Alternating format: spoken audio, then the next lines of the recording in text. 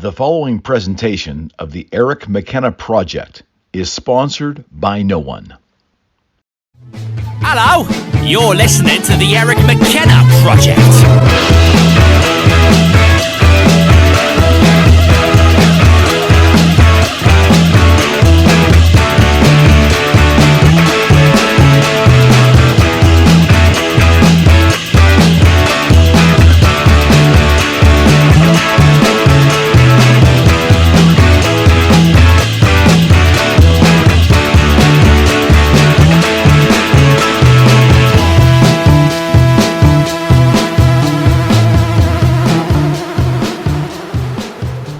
What are you trying to say? I'm a slow editor now? No, I meant like... Is the show already happening? Of course. Okay, that's what I thought. Yeah, we're always, Are we in the now or like the future now? Important question. Are we getting a bank tube at the new place? Mm-hmm, because for Jerry and I these two? need to be able to pass things Well, back and we forth. already spilled the fucking beans, so... Yeah, so we're moving the studio. Just take your time editing, like you always do. Well, see? So I spoiled you guys by turning shows around in like 2 or 3 days initially. Mm-hmm, you did. Yeah, I know the last one we were It's like... kind of good, though, because by the time the show's up, I'm like, I forgot what Jerry, we talked about. He's like gray, got gray hair by the time. He does. He has a gray hair. He turned 40. He had a big birthday. I turned 40. I know, and got his first gray hair at 40. I got an excuse for being crotchety and cantankerous now. Oh, what, you don't Me want... and Julia are so young. I mean, I know. Here we go. I feel bad for you guys. Here we go. You old. Don't Well, feel yeah, bad Jerry's for us. robbing the cradle. We're in our prime. You're in your I prime. am in my prime Team now. Jarek. Team Shrek. Listen, Look how my name has to come second. I'm a problem. Because I'm double stuff. Because we can't... Because I got nicknamed double stuff. Yes, you did. Yes, you did. look, Team Cooliet is gonna stomp Nothing. you. Yeah, Nothing. How'd it Us get young. violent? us young people. How'd they get violent with it? We're rising up. Why? I don't know. So Don't you have it good enough? What else do you want? I know, you're right. What could I really ask for? Yeah. Rising up. we're You not- can have it. Take it. I'll wait. Oh, yeah. I forgot we were doing a fucking podcast. I'll wait. Yeah, I'm in no hurry. So, the details of all where my office will be and where the studio will be released. When We're gonna give time away your is- home address. Time is right. What? Okay. No one visits me anyway. But we are moving the studio. You want to know where to send all the fucking hate mail you're going to get after the show? And we haven't even started yet. That's fantastic. Yeah, so we're going to move into a room that's a little wider and a little bigger. Looking forward to that. Because of the amount of Oreos we're eating, we're needed. Yeah, We need more We have space. it was a storage room there. We can keep all the Scooby snacks. I'll have my business office there. It'll all be under one suite. I'm very much looking forward to it. I got very fortunate in this space, and it's the next progression of the podcast, which is insane because I didn't think. Yeah, podcast. I didn't think any of that was really going to happen. So. But thank you again for reconvening. This is, I think, our show. I don't know. Is this our 7th show, I think? I lost count. Maybe? I think this is our 8th. Our 8th. Really? We did pretty good. We just crossed the year threshold, I think. Just relatively. Woo! Yeah, I mean, think about that. So if that's if he's this all is hopped up show on caffeine 7 and or sugar. 8, we've done more than one every 2 months. It's pretty good. Slow clap. How about a one-handed clap? Oh no, but you lost a finger. You lost the pinky tip. It was bound to happen. There's most of it back. It's my wife's favorite finger. Oh, shit. I lost it. They're gone forever. How can you do that? I came here, busted shit up, just left. I don't lose the finger. I'm nowhere. Shit happens. What are you gonna Yeah, I'll find that later. do? All these cameras are on red. We're good. I mean, bottom There it is. line, where?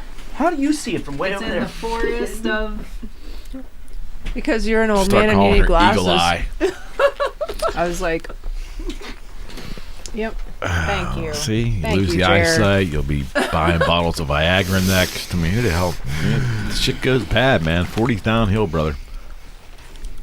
Listen, I won't be able to handle it if he starts buying bottles of Viagra. I'll be out of commission. Y'all too young to be talking that way. So yeah, the long and short of it is we're going to move. It's going to be an undertaking. The studio is going to look very similar to what it is now. And again, of course, how it's laid out on paper may not be exactly how it looks when it's done. But in this noggin, I kind of have an idea of what I want. But I'm excited because it'll give us some more room in here. Not that we were suffering with room, but it'd be nice to be able to maybe add another seat or two in a pinch for special shows, and also not have everything kind of like on top of us. The walls will have a little further distance away. A bank tube as well for the Mulligans. Just a bank tube. I'm gonna need a little more room Yeah. once I start popping Viagra's before they If you don't want us getting wild over here sit. under the table. Well, that's why I put that amp over there to kind of close you in to keep you contained. It's not gonna work anymore. Yeah, but so now you're going to have so theoretically, we'll have an extra 3 feet on both sides. Oh, nice. Yeah. Listen, we really need Not that. over the light bulbs. We talked about three and this. a half, probably 3.5 feet on each side, extra from what we have now, which is pretty good. I mean, that's going to be all right. Yeah, I mean, it's spacious in here, so it'll be nice. Yeah, I think so. And then the private office is about the same as my current suite. Can now. we get a foosball table? I don't think I have that much room, but we can talk. We can definitely talk. So we're reconvening here, and of course, this is a long form, fun conversation with the squad. I think we should know if it's just show 7 or 8, right? Shame on us. Pretty sure it's 8. I think last time it was 7. Yeah, I think you probably are correct. Listen, we're life partners now, so we don't have to keep counting. It's all Right. gonna add up. It's a Jared kind of. It's like a polycule. Oh, God. Here we go. We're going to open up the topics tonight. To Jarek. To Jarek. Now the hands seem a little. Oh, you found the finger. No, she found it. Oh, fantastic. I didn't break my hand. I don't know what she's doing with hers over there. That must be the rough half of the polycule down there. She's a I don't know what you all were talking about. When I walked in there, you were talking about bunny piss. And from there, it all just My went rabbit. really strange. It's a so sign of affection. Yeah, we were talking about pets, and it's so strange to have a rabbit. I've never had a rabbit. I've never really been around rabbits, and then I acquired this rabbit a couple years ago, and it's just a very different animal. And she pees on me occasionally. So Yeah. And then you read somewhere that that's a sign of affection. yeah, it means she thinks she owns me and that I'm her pet and she's going to take care of me, even though she's 8 pounds or whatever. She thinks she's going to take care of me. Oh, that's sweet. And then Yeah. somebody said, wouldn't it be interesting if humans maneuvered that way, just walking around peeing on people they liked? And then we said, some people probably do. Some people, Yeah. when they really like each other. Yeah, like I said, when this happened, Patrick was like, she had that R. Kelly look in her eye. Yeah. Oh, my God. All right, so we're going to open up conversations. I think we just did. I mean, it's Wide pretty, open. It's I don't pretty know open. I don't know where to go with the bunny pee. I mean, how much more open do you want? I'm going to I have to know. make a transition. I wish I... Polycules and water sports next on the Eric McKenna Show. If, We want to spice it up. We didn't want you to get any hate for no reason. We want people to really be. I'm sure it's on its way. The night's young. if Rabbit Piddle was worth something, I'd be Rabbit a millionaire. If it We've was covered- its weight in gold, We I'd have be covered a lot of ground on millionaire. this show. Think about it. So it's been a year. I have to commend all three of you. We've had a very enjoyable year doing this show. I think so. It's been really, really cool. I'm very grateful to you all giving me some time like this, and that's I know it's a commitment. We commit to doing multiple hour shows and long conversations, and it means a lot to me. So formally, thank you. Thank for you. continuing Thanks to for have having No us. worries. Yeah. Yeah. And get ready. We're going to do some Get to more hang of out it. in our favorite room. And Julia just has this weird way of just somehow appearing on multiple series and multiple podcasts on this show. She just like She just transcends. I know my her other. custom chair is ordered with her nameplate on it. I know, right next to you. She's a staple. I know. I'm missing our other group. I feel like Our UFO show. Yeah, we've had like James has had his new baby, and Fred's been on tour. That's no So Fred excuse. gets home on Come February on, 10th. James. Yeah, by the way. aliens don't take a break just because Yeah. Fred's I on know. tour. Well, Fred Tell him kind that. of Fred's crazy schedule prohibited us from doing that 6-person show. We talked about merging the two Well, we're worlds still- colliding. We're still gonna do it. 100%. I had to jump in and wear my cat shirt anyway because I couldn't wait for those two. So I have the crazy cat calling out. Sir Freddy's Thanks on to his my way mother-in-law. back. That's my I'll birthday just start present. passing out Pez dispensers with Viagra in them to all the guys on the show. Pop it. Be sitting here talking just, what's that banging sound? Oh my God Did Cassidy almighty. bring her rabbit? Oh my God. There's too many lights in here and stuff to knock over. You can't. Behave yourself. Did anybody else see, what was that, Road Trip? Yeah. Oh, yeah. Remember the old couple? And he's like, goddamn Viagra gets my heart racing like a rapper. Well, remember He turns around and Honey, you're a boner. he turns around and knocks her knick-knack right off the... What do you want me to do? Cut it off?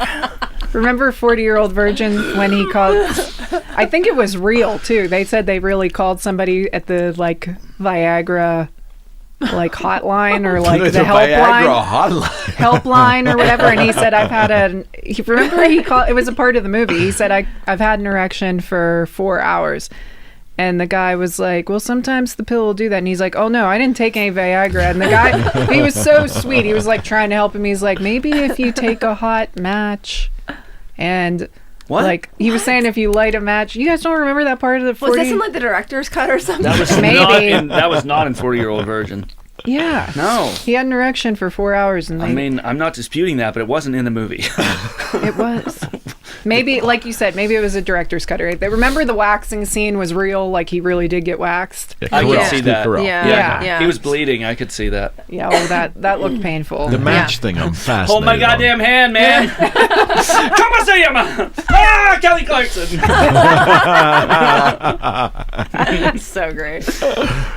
Yeah, he called and they recorded the phone call and he said, I've had an erection for 4 hours. And the guy that was like supposed to be the helpline guy, he was like, at first he was saying like, well, sometimes a pill can do that. And he was like, no, I didn't take any Viagra. And he was like, oh, well, you know what you could do? Maybe take a hot match and put it on your wrist. I forget. I got to watch it now because It I'm scared gonna... me when you said, you didn't put context there. You just said strike a match, and then I'm going, You should put on Yeah. your yeah, wrist. then you just said put on your wrist. Okay. Okay. But I wasn't sure where you were striking the match to. I got a little nervous there. That's what I thought you were gonna. Yeah, no. I'm thinking to myself, how is that going to help? The other day, Distraction.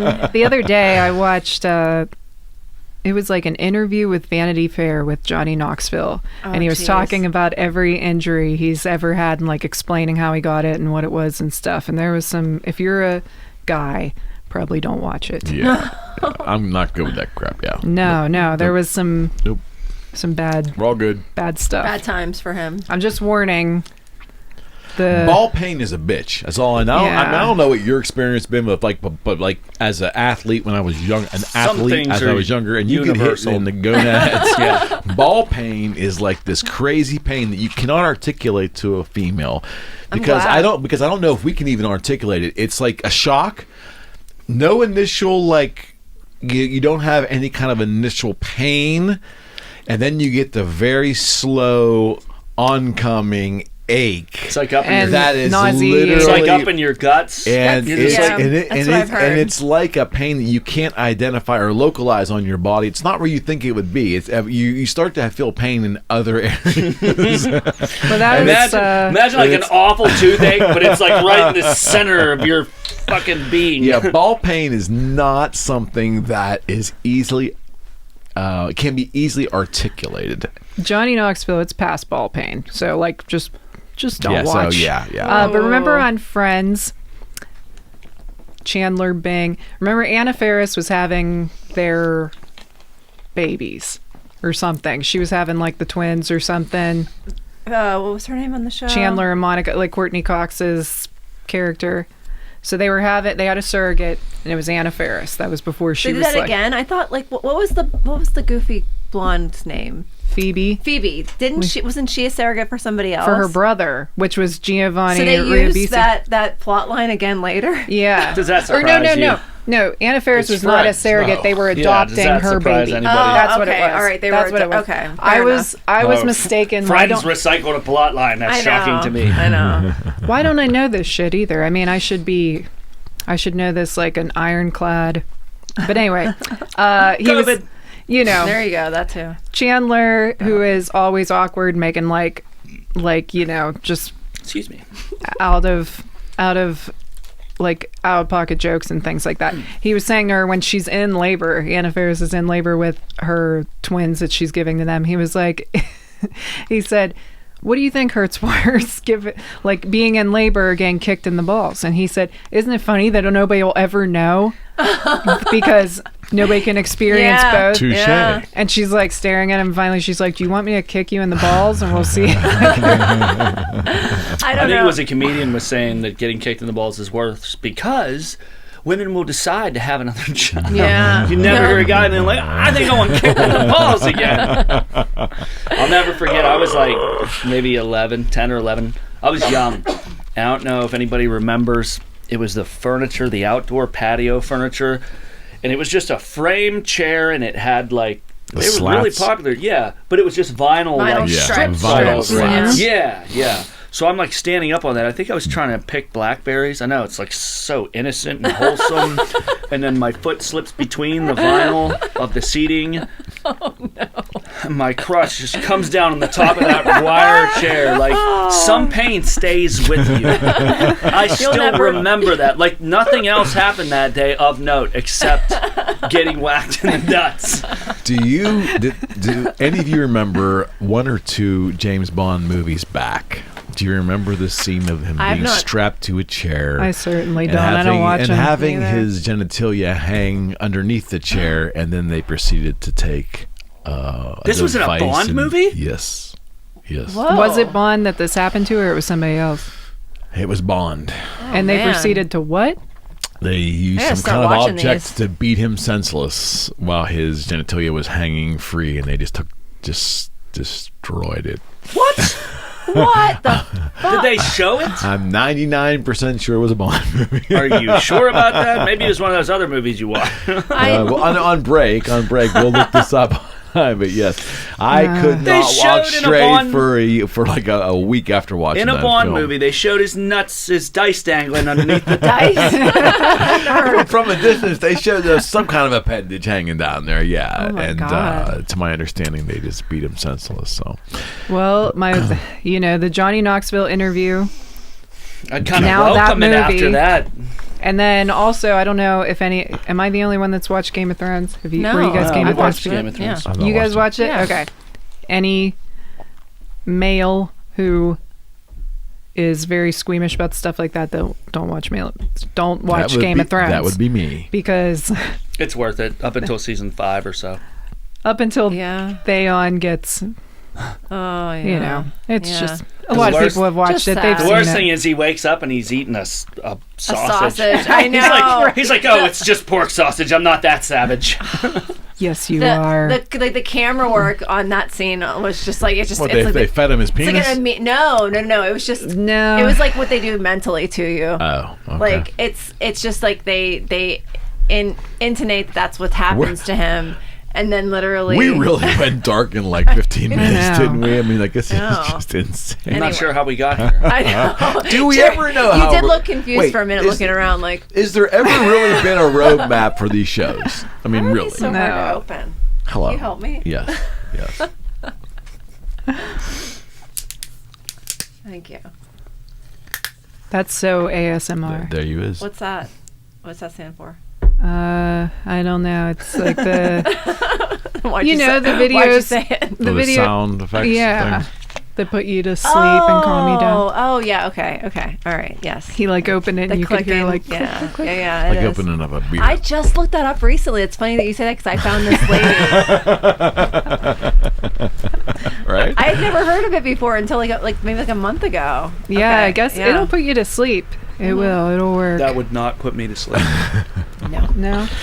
Okay, can we start the show now? Yeah. I guess. Formally, yeah, I know. I'm not. Yeah, I had to get away from the ball paint thing. That's just not. And on break, we are going to verify that was James Bond who's got his nuts slagged in that scene because it was pretty It's horrifying. going to be kind of embarrassing for you if it was. It was some You're gonna be movie. like, We're going to be catching a glimpse into the other movies you watch on your spare time. Some snuff movie. Sorry. A dream that Eric had. Yeah. There you go. Oh man. All right. Yeah. So, oh my. Drugs. Good segue. Right. Perfect transition. I know. Drugs. I don't have whiplash or anything. I had the pleasure of having two economists on the past month. Same show or different show? Different show.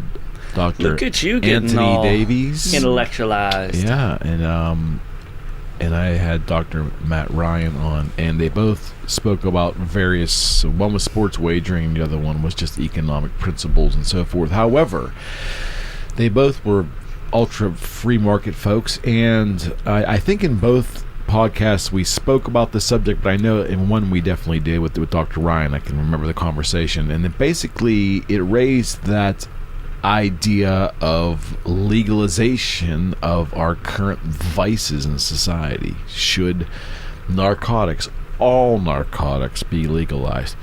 Should prescription drugs, all prescription drugs, not be Schedule 2, Schedule C? How does that work? Should not become There's illegal different without a prescription? schedules. Yeah. To have none of that. So you could go to a store and buy, antibiotics without a prescription. Should all of that just be open for sale? I don't know about that. Should Yeah. There should be some kind of oversight. we'll get there. We'll get there. But should narcotics, hard narcotics, all narcotics, be legalized, including prescription drugs? Should medical drugs be available to be consumed by the public, by the buying public? We're talking about something very powerful not being regulated at all. So I don't know. Wait, are we talking just available, or are we talking like decriminalized or legalized? Like, what is the level? So Yeah, that's a good- I would say legalization. Decriminalizing means we're going to let everybody who's in jail that has broken the law and obtaining this or dealing with these are now decriminalization. Does that mean that we let them out of jail, or we just don't prosecute going forward? That's all fascinating to me. But what does decriminalization mean? Does that mean that no one's going to face any penalty going forward? I thought that it meant that it was still regulated in some way, but that it was basically you wouldn't do jail time for it necessarily, or I'm not really sure exactly. I don't know. I know there's a difference between full legalization and decriminalization. Okay. Because I feel like that's what happened in a lot of states with psychedelics and marijuana, because they it's you can't, it's under certain amounts, blah blah blah. There's all these different parameters in place for what the consequences are, and that's, I think, a form of decriminalization. Whereas full legalization would mean that you could have any amount, I think. I'm not entirely sure, but I feel like that's sort of me asking the question. I don't know what you guys' opinion is on it, but do you feel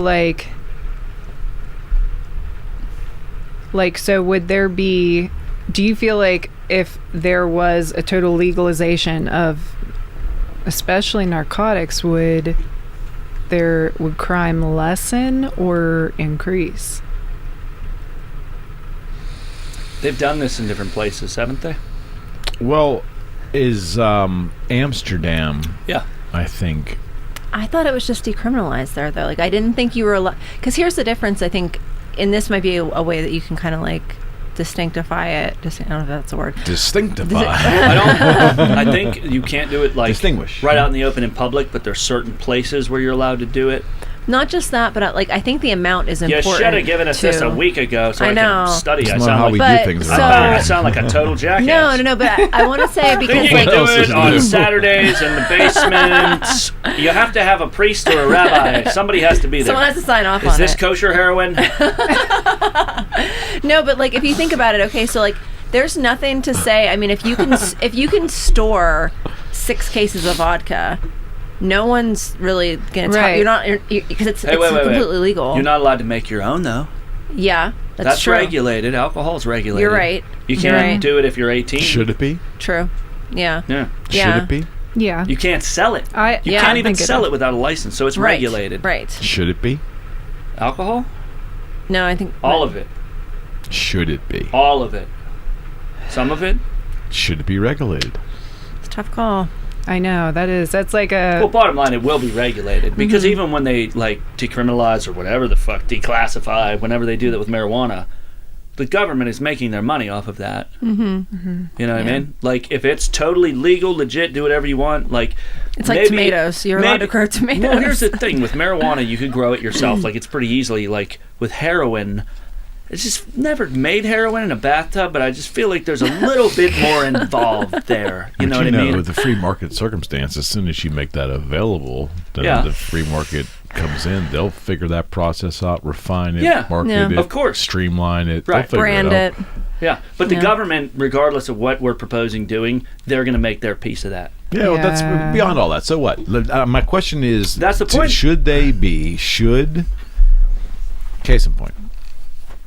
Should it be regulated? Should everything just be available for sale in all quantities, regardless of what it can do to the human body? Because you can make the argument, if that was the case, that paint thinner, right? I can go into Home Depot and buy as much paint thinner as I probably can carry. I mean, they might think it's a little strange, but I mean, ultimately, there's nothing stopping me from buying an incredible amount of rubbing alcohol and paint thinner, right?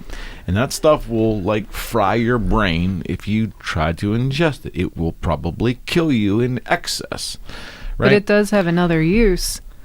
Yeah. You know, it's not just to get high. And I also feel like, what is the addiction rate on certain things, too? That's another thing, is how addictive is something. And in another room, we had a conversation about, I had said it's, you know, we were talking about how different it was to be, have an addiction to a drug, for instance, heroin, and then alcoholism, and how different it is. But at the same time, alcohol is easy to get. You can get it. It's easily obtainable. It's in probably almost every home in America.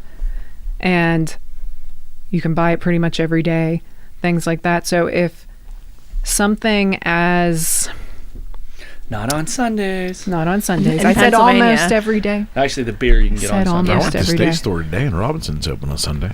Is it really? That's Well, you just told on somebody. Oh, man. State's coming for him now. The Quakers are losing their... They're losing their grip. Those Not beer three that times on the Quaker garage grip. door they'll open. Quaker oats That and Odie grip. Kellogg's grip. That Kellogg's grip. Iron Quakey grip. Quakey grip. Doesn't sound iron at That all. Odie Quakey grip. The Amish. Of Puritan idealism. Odie Quakey grip. That sounds gritty as fuck. I just feel like with as detrimental and damaging as something like heroin, like that was what we were kind of using as an example, can be. I don't know. Like, I don't know if I would ever feel comfortable with it not being illegal. I mean, I just feel like if it was... Not a whole lot of people dipping a toe in. Yeah, it's not. Yeah, it's not a so much recreational drug. Really. yeah. It is to a point. Some people do. You Well, know. there is. So there, But, like, man. who is Small that? dosing Who's and that things like doctor? that. There's like some famous doctor who was like, who was it? He wrote a book. Yeah, but he does it like recreationally, I guess, like occasionally That or is a whatever. fire to be playing with, right? I know. there. That's what I Typically, mean, That's like- how I you feel. just you just dance on the line a little longer than someone else who got hooked right away. Yeah, Right. and not to dismiss alcoholism and everything. It's just that we were talking about how quickly. it is different, and alcoholism is a little different. It's still a very slippery slope. It's still devastating, but at the same time, I like physically what heroin would do to somebody in 10 days compared to like somebody going on a drinking binge for like a few days. I don't know. I don't think I'd feel comfortable with everything just being. I mean, even antibiotics and things like that. I would think if you're taking them, They'll become less effective. That's like the one thing that like I feel like. And here's the thing: is like this has been a conversation that's taken place a lot. I think is like the idea that who are we putting in charge of like our well-being, and like the is it like the libertarian view would be just basically like let people self-govern their own health and everything like that. And I do believe that to a point. I do have a hard time with things like, I mean, something like an antibiotic, like you're saying, it's like you're just, then you like, you just, there are times and maybe that if you have an UTI or if you have like an upper respiratory infection or something like that. But like there are professionals that have been like trained to diagnose you and to know which best course and type of antibiotic there are. Like I took microbiology once and like kind of like barely made it through it to get a good grade. So I don't think that I would be the best. So that means that like in this room, I might have more education than anybody else on like what different types of like microbes should I are. take the Cipro or the amoxicillin Exactly, for don't my ask- strep throat? I don't think that I'm like qualified to answer that question. Okay. You know what but I mean? either way, that would be a long. Even antibiotics, like I said, it wouldn't. I feel like if we legalized something like heroin, crack cocaine, like things like that, I feel like that doesn't, I mean, not only doesn't it affect the person, but like I said, I'm just wondering like how it would affect other people as far as like the crime rate, things like that. Well, they did make it legal in Amsterdam. I want to say their crime rate went down, didn't it? That's what I'm wondering. Like, would it No? here in America? That's what I mean. Without the preparation, I can't bring any facts to the table. Yeah, that's no fun. Facts. Everybody listening, look it up. Facts. for us. Facts. Yeah, facts, schmacks. If we even don't dive deep into the statistical, just on principle, I want to know whether you have philosophical issues with public safety, with the confidence that people can discern their own decisions, and then maybe living in the 2021, 2022, I get that we don't trust everybody to make good decisions for themselves. We see a lot of that in society, so maybe that's skewed your opinion too. But I don't know. Like, I'm still like for the even like the psychedelic experience. Like, I know a lot of was it Oregon? Did they decriminalize mushrooms? I want to say psilocybin. I believe so. But either way, I thought they decriminalized everything. I think Didn't you're right. one state do that? Yeah, I think it was Portland. Not just Portland. It would have been a state thing. Oh, Oregon. Sorry. Yeah. But either way, like, Yeah, I think they did that already. Did they not? Because the Yeah. joke was that they don't have any straws because they also got rid of straws. but so like, plastic straws. I sound like Yeah. a total fucking idiot. I should have No. been prepared for this. no, but so but what, I poo-poo this on the spot. I have no data. no, what I wanted to say was that I do feel like, regardless of like whether you're asking philosophically, like if I am in favor of people being able to have those experiences and not go to jail for them, sure. However, like, do I feel like a 15-year-old should be able to walk into like a dispensary and buy mushrooms and do it for the first time like that easily? I don't know. Like, I almost feel like part of like the experience was like having to like kind of do some of the research to try to find a credible source. You know what? I'm like big. like we didn't do with this. Well, and I'm also big on like. Yeah, see what happens? This is what happens when people do drugs, dangerous mind-altering substances with no research. Confusion, I don't know. I think disarray. Amsterdam and Oregon, you're allowed to smoke the crack there, right? They seem to be okay. Yeah, we sound like a bunch of idiots. I sound like the biggest. It's Well, Fantastic. with what you're saying too, I'm very big on until a human being is fully developed and they're, that's why there is age restrictions on things, because I mean, I feel like and not that it doesn't happen, but I feel like if a 15-year-old really starts getting heavily into psychedelics, it can really alter a lot of things more. She and I just looked at each other. Yeah. We're living proof of that. I was about to say, we have some proof in the room, but it can really, like a lot of things that I just feel like under the age of like 18, 20, I don't think should be legal because... Go with me here, right? Okay. I'm coming with you. An academy, okay? Mm-hmm. Kind of like Hogwarts, right? I love where this is going. I'm still here. Initiated into the psychedelic experience. I think that's great. And it's not a bunch of kids just effing around, getting in trouble, falling off the roof. Yeah. There should be like people that like have to like lead you through like difficult like conversations, kind of like. Well, no, but then if you really want to get high on, it would be done with a purpose. Like they would have to. If you really want to get high on LSD, you have to join that group of weirdos over there. Yeah. They're allowed to do that shit. Yeah. They know all about it. They know important things to teach you about it, so what that you if don't you just wanted to dabble though? It's not really for the dabblers, I know. and I hate to say that. I don't think so either. I hate to say that because it makes me sound like no. There should be this elitist crowd of drug rules of drug users. See, that's the thing. I think that different drugs have different purposes. Sure. And personally, I think there is objectively more benefit to experimenting with psychedelic drugs than there is experimenting with, say, opioids. Opioids get you high for a little while. You get kind of itchy, you know what I mean? Yeah. Like, you feel good for a little bit. Is there anything wrong with it? I mean, objectively, no. It's dangerous. But psychedelics, even though, in my opinion, and it's the opinion of others, that there's benefits to the psychedelic experience. We got doctors and lawyers are getting into microdosing because they say it opens up different pathways in your brain. As much as there's potential benefits, man, there are dangers, and it's like you can do just a little bit of this substance. It's not enough to physically harm you. For certain individuals that have a certain experience, they will never be the same again, ever. And maybe there's certain therapies or, something could help them, but there are absolutely people who they're just fucked. They're mentally fucked. I've met them. Yeah, see, it just seems so...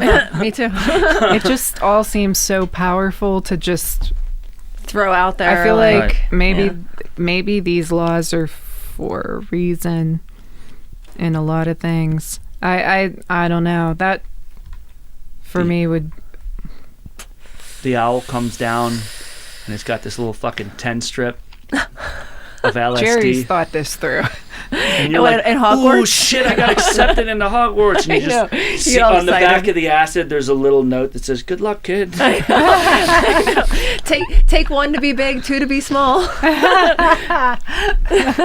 but the point that I was making is, as much as I'll hone in on psychedelics, because that's one I can make a case. Look, I can't look back and be like, "Man, I did some cocaine, but I'll tell you what, some good I'm a better person for it." Some good came out of that. Like, no, not really. I mean, it was okay. Yeah, it was fun at the time. I have good stories. Make with the stories. The stories. With psychedelics, I think, and it's not just my opinion, you can read about it and research. There's a lot of therapists. Even, obviously, the 60s, there were, like, deep thinkers. Like, we talk about Aldous Huxley.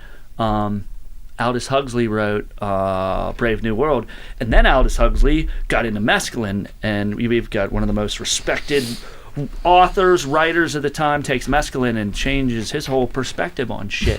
He wrote a bunch of essays about reality, and it really changed his entire life. It changed his whole perspective. So, little different than just going on a 6-week bender and being like, I realized something. My shoes don't make a great toilet. Congratulations. Whereas that's what I mean. Is it going to help society in what way? Like, are these people? Is it going to create more people that cannot be a functioning member of society, or is it going to help people into being? Yeah.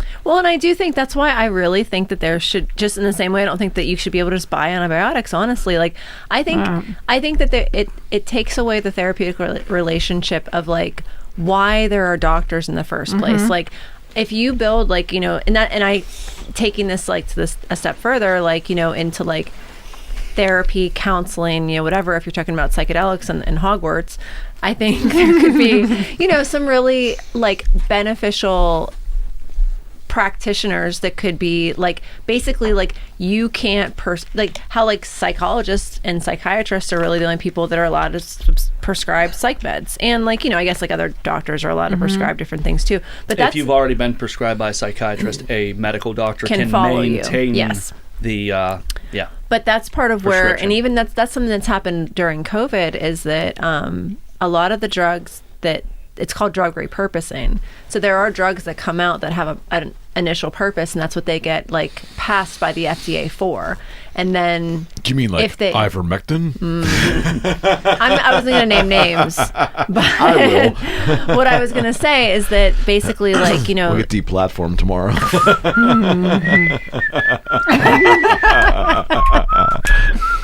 We'll be deplatformed. Anyway, but that. Then, you know, you might find another purpose for a drug, and because here's a fun one. Ketamine used to be a cat tranquilizer, and also horse tranquilizer, and also a party drug, like a designer party drug, which you know I experimented with when I was younger. Now it's being used on. Yeah, I'm sorry. Are you disappointed? Yeah, ketamine. But anyway, I think you know a person. Yeah. No, the best was our friend's mom finding the one plate that was always missing upstairs. Are you taking that cat? No. You're doing that damn catnip again! I see you got that goddamn plate down there! Bring that plate back up! Quit doing that catnip in my basement! It's like if you guys ever saw Party Monster, that's a epic true story movie, but it's like Macaulay Culkin's in there. Yeah. Macaulay We were talking Culkin. about this on the one episode. Yeah. Dennis was it Dennis Quaid and Dennis Hopper? no. What's his name? He was in the American Horror Stories. I didn't watch that. And then Seth Green, but it was based on a true story. That was true. That was like the Club Kid era, and they were doing that all the time. But so what's funny is like I'll see on medical charts that they do use ketamine now for like, you know, surgeries and all that kind of stuff, and then they'll have it listed as a drug allergy, and they'll say it causes hallucinations, and I'm like, that's part of like the purpose. A little from column A, a little bit from column B. I don't know if that's actually like that means you have an allergy, and that's kind of like what it does. But I feel like it's with that be like, I feel like as a society we're trying so hard to discredit experts anyway. I mean, we're trying to put everything online and do everything ourselves and not trust. How did that happen? I don't know. Remember, WebMD was one of the first ones. Everybody like started getting on WebMD, and then they didn't trust their doctor or whatever. And like now people just, I mean, I think you can find a lot of like how-tos on YouTube. There's so much information out there, but that doesn't mean you went to school for it, that you know, credible. Right, that you know all the info on it. It's like you were talking about microbiology. Like, yeah, you might. I took a class. Yeah. Doesn't mean I can prescribe things. So yeah, sometimes I think like things should be a little bit more regulated by people who actually know. Yes, we have to trust them. Maybe you should find somebody that you trust, but yeah, I don't know. And like you said, I feel like there's always things changing. Well, here's the thing, though. Not to argue with what you're saying, but I think there's another point. Like, okay, if you need antibiotics, then you should get a doctor's prescription because the doctor knows if you need antibiotics. Right. But who do you go to where you're like, you know, I'm having an existential crisis here, doc. I really think what I need to get through this is some fucking mushrooms. Can you prescribe me some mushrooms? Well, that's what I'm saying, is that there should be like practitioners that like. I think in some states there are. Some that's some the point. states have it legalized where therapists are permitted to guide you through psychedelic experiences with psilocybin. I'm sure they use LSD. I feel like that's LSD's that one's cousin that's like, oh, fucking, you know what I mean? People are a little like scared to touch it. Yeah. For good reason, because you could get high that way. So Yeah, that's why I feel like in the wrong hands, a lot of these things, if they're unregulated, it could be more detrimental to society than it could be. That's what I'm saying, though. Like, there's not a clear pathway towards every substance.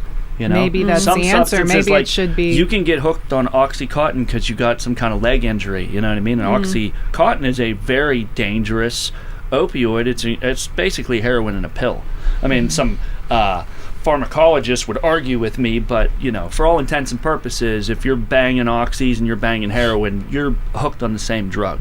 But there's a legal pathway to that drug. In certain states, anyway, there's no legal pathway to having the psychedelic experience, even if you really are interested in it and you feel like it should be part of your path. So I think if we're going to talk about, there should be gatekeepers and official channels, so to speak, because one thing that didn't come up was, okay, you can go down to Giant Eagle and buy whatever, some kind of antibiotic. She'll know a good one. Cipro. That's an antibiotic? Emycin. There we go.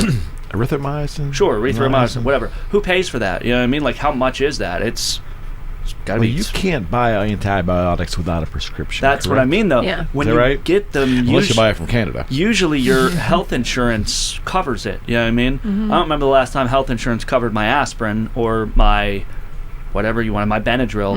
You know what I'm saying? Like, that would change the whole structure of health coverage of prescriptions. Don't you think it's kind of like a progression where we're kind of experiencing the case in point? Like, there's probably a lot of over-the-counter cough medicines and things that over the last couple of decades we used to be prescription only that are now mainstream. I think like Mucinex, I think Coracidin was Right. initially prescription only. So we're kind of going in that direction, right? And I don't have, again, any data to go off of because I just got hit with this walking in the door. Coracidin, too, if you go in and try to buy it, they're going to ask you for your ID. Or at least they used to. True, that's what I mean. Because How kids were much- 'cause they made tripping on drugs it. out of How that, much right? was Coracidin when it was prescription only? Like your health coverage, how much would they have had to pay? Or if you needed to pay for it out of pocket, it was probably $70, $80. Now it's over the counter. So could be another reason that the way our system is set up, certain drugs are regulated. Maybe it's not to protect us. Maybe it's so that the medical industry can make their nut. Because I think that's part of it. Once something's over the counter and it's not regulated and it's not extremely hard to get, and you don't have mostly insurance companies paying for it. Ivermectin. Well, let's even CBD. Like, It's pretty The- expensive. the way If you're buying anything worth taking. Yeah, if you're doing any type of CBD, the way to take CBD is low and slow. It doesn't, it's not like the more the merrier. It's not like a painkiller where like the more you take, the more it's gonna. And it's completely unregulated, right? Right. And there's got So if you get a can't be prescription healthy for just, it- like tossing them down your pie hole. I can't imagine it's that healthy. Yeah, but I don't think it can hurt won't- you. I don't think it can hurt you, but it's also not going to work. Basically, CBD. It's too expensive to any take type that of, much of it. Any type of cannabinoid that's going to kind of like go in and like what cannabinoids do is they go in and if you're unbalanced somehow it'll balance you out. Okay. But you have to take the right amount for that to happen. So that's why they always say go low and slow. Like take a little bit, see if it helps. If it doesn't, take a little more. Which is good advice for anything you're Right. ingesting. You don't just go in and like take 100 milligrams and it's like a superfood and you're great.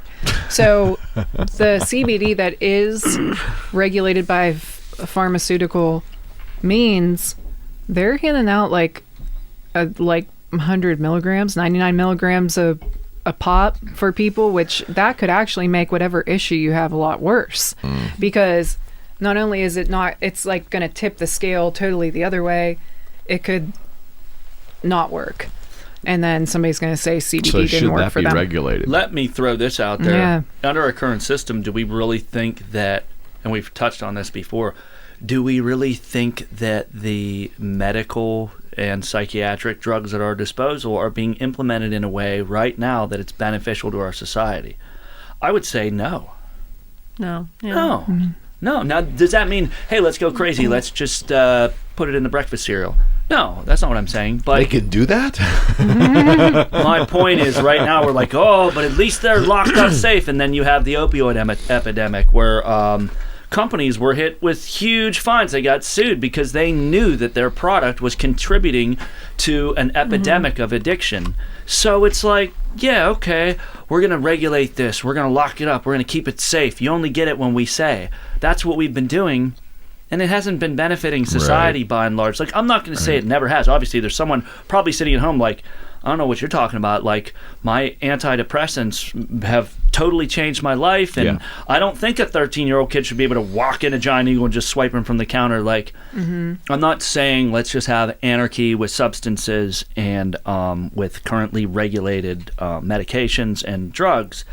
But the current system that's in place, it's not necessarily based on our health. It's based on... Everybody It's has a kinda bottom arbitrary. line. It's based To be on honest with you. making money. Yeah. It's Right. like anything else. No We're a question. capitalist society. We're trying to make money. And, you know, however you feel about that system in place, right now what we are seeing is powerful, wealthy, influential people using their power and influence and their wealth to hold on to whatever shares of the market that they have in the face of public interest, in the face of our health and well-being. And it's happened time and time again. So is the answer, well, let's declassify and deregulate all the drugs? Not necessarily. But the current system that's in place, it is not a perfect system. Like, we've had all kind of articles come out, like, you know, the opioid addiction epidemic and how the drug companies knew about it and contributed to it. Like, Because it's cheaper. They feel that Big Pharma, the biggest of Big Pharma, I think they honestly feel that they're powerful, they're influential, but they also feel it's cheaper to pay the fines ultimately, no matter how astronomical those fines are, and just get Stay in past it production. and just keep doing their thing. but my point being, the regulation that's in place doesn't necessarily serve our health and well-being in the public no, interest. good point. Yeah, It serves the interests of wealthy individuals and of big companies. yeah, I would agree with you. I think that's been That's- the case since the beginning of modern society. That's been the case. And that's why I think the stigma really has to change about addict culture, because I think when you say the word heroin, the normal average person who hasn't been exposed to that in some way, a family member or something like that, when somebody has been addicted to heroin, passed from heroin, is fighting a heroin addiction, people automatically assume that it was like escalated from being a party drug, or like somebody drank, or somebody was doing another drug and then they got into heroin and that's what happened. When actually, a lot of the time, it's from somebody getting into a car accident, getting their wisdom teeth taken out, getting Dependent on a prescribed drug. Right. And especially if the prescribed drug is not explained to them that Or they have to managed. take, or managed in a certain way. So what ends up happening is, you know, people who have gotten into very real circumstances that may not have anything, it wasn't anything of their control, then they end up getting addicted and, you know, going to the next opioid, which is heroin. And, you know, then we also know, living in this society, that the terrifying thing about having like a loved one on heroin is all the fentanyl that's out there, and it's such a killer and things like that. And, you know, there's just not enough money put into the rehabilitation centers. There's not enough room. If somebody does want help, it's hard to get it. And you have like people that go in and they're just spin dries. They might be in there for 28 days, get dry, come back out. Same situation. They're just, it's just something that, like I said, I think we look at it very stigmatized, and that's not always the case. Right. In fact, more often than not, the more people you talk to, it is a lot of the times they are in some other painkiller, opioid. And, you know, I think there's like a kind of a old wives' tale, like to stay ahead of the pain and like keep on taking this stuff and 100%. take enough of it that you're not going to feel any pain, and all that does is create ghost pain, and it trains your brain to be addicted to these things. And then when the doctor isn't going to prescribe it to you anymore, that's when people like hit the streets and they're buying the same opioid that they can find. When they can't find it, what's easier to find? So Heroin. My brother had a football industry coming out of high school, and then he was a professional weightlifter, and he hurt his shoulder. And we had a friend in the family who was a physician. We had multiple friends in the family who were physicians. I don't know who exactly would just bring prescriptions to him, but I found out many years later that he was getting a pretty steady amount of painkillers to treat this shoulder, and he lifted through it, and but he was absolutely, after a couple of years, addicted to a regular dose of painkillers. I can't tell you I remember what it was or what the dosage was, but it was, when it was explained to me, partly from the autopsy, that what was in his system, it was pretty horrifying. So there's an example firsthand of somebody who, once I understand that when it started to dry up for him, that he was not able to get that prescribed painkiller anymore, whether the doctor changed or the doctor moved away or whatever the scenario was. It was easier for my brother, instead of going to the doctors, another doctor seeking help, he could get it on the street. He could find a way to numb himself. And I remember whether it was weed, whether it was cocaine, whether it was ended up being heroin. But the thing was, it definitely started there. It does not absolve, I don't believe, him of responsibility for his own health and what he did to himself ultimately, but definitely was a gateway to the addiction, to the dependency of needing to feel that way. It started from I hope it was a prescription. I really don't know if he was actually prescribed. I know it came from a physician.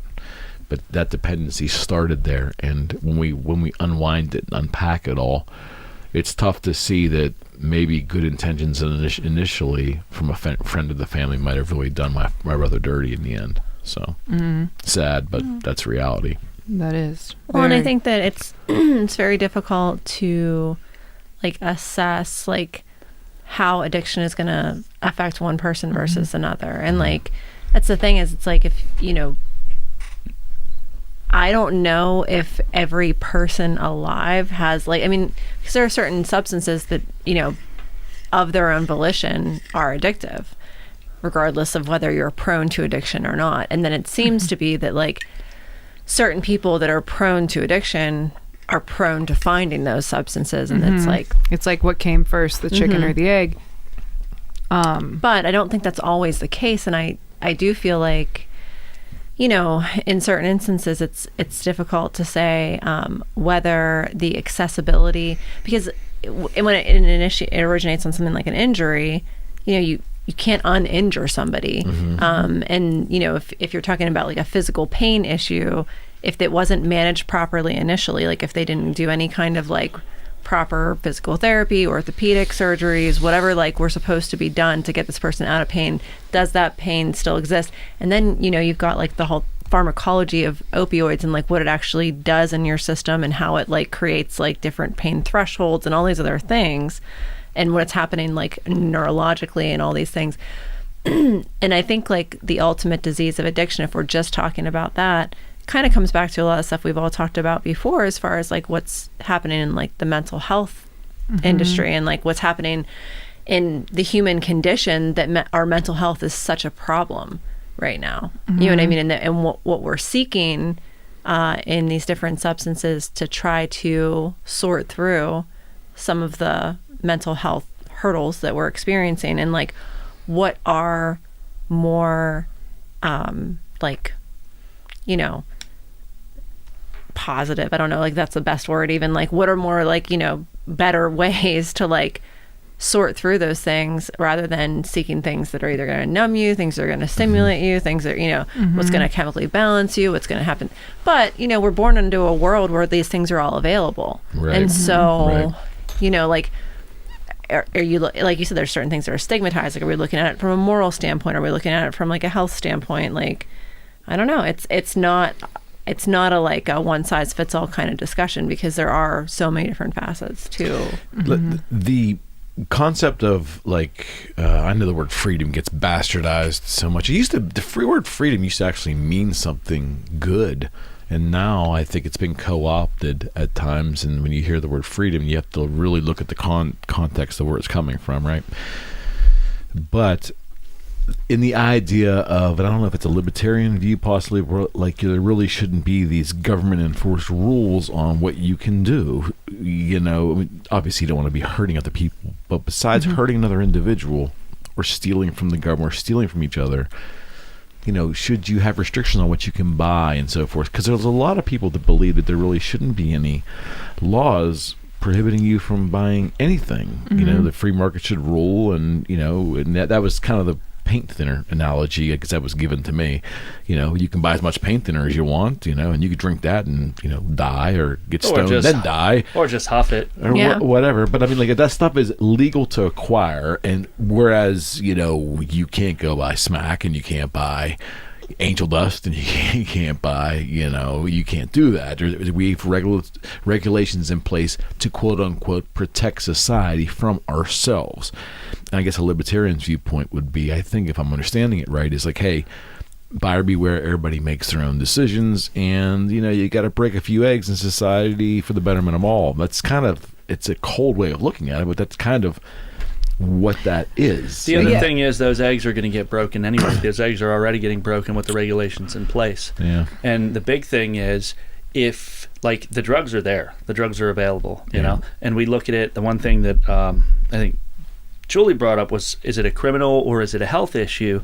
Is it a legal issue or is it a health issue? Is it a moral issue or is it a health issue? Yeah. And I believe in Amsterdam, it's looked at much more like on a health issue, as a health issue. Yeah, and I did a report on it a long time ago. You can get clean needles there and things like that. And some people here were just appalled, like, you're going to help the junkies get high? And it's like, well, here's the thing. Just the same one sitting in the church pew. Do we care? Like, Sunday. Do we stop caring about people just because they're addicted to a substance? 100%. And the whole stigma, like Cassidy said about alcohol, like, I mean, what family has no experience whatsoever? Like, oh, you know, ancestors, we like to hit the bottle. You know, what I mean? It's just like, okay, well, we all have those. Right. That's what I mean, though. But if it's, here's the thing, and less so now, but more so back in the day. But if you had somebody who was like addicted to pain pills or heroin or something, that was a family secret. You kept that locked up. You didn't talk about that. Amen. And so here's a substance versus a substance, like.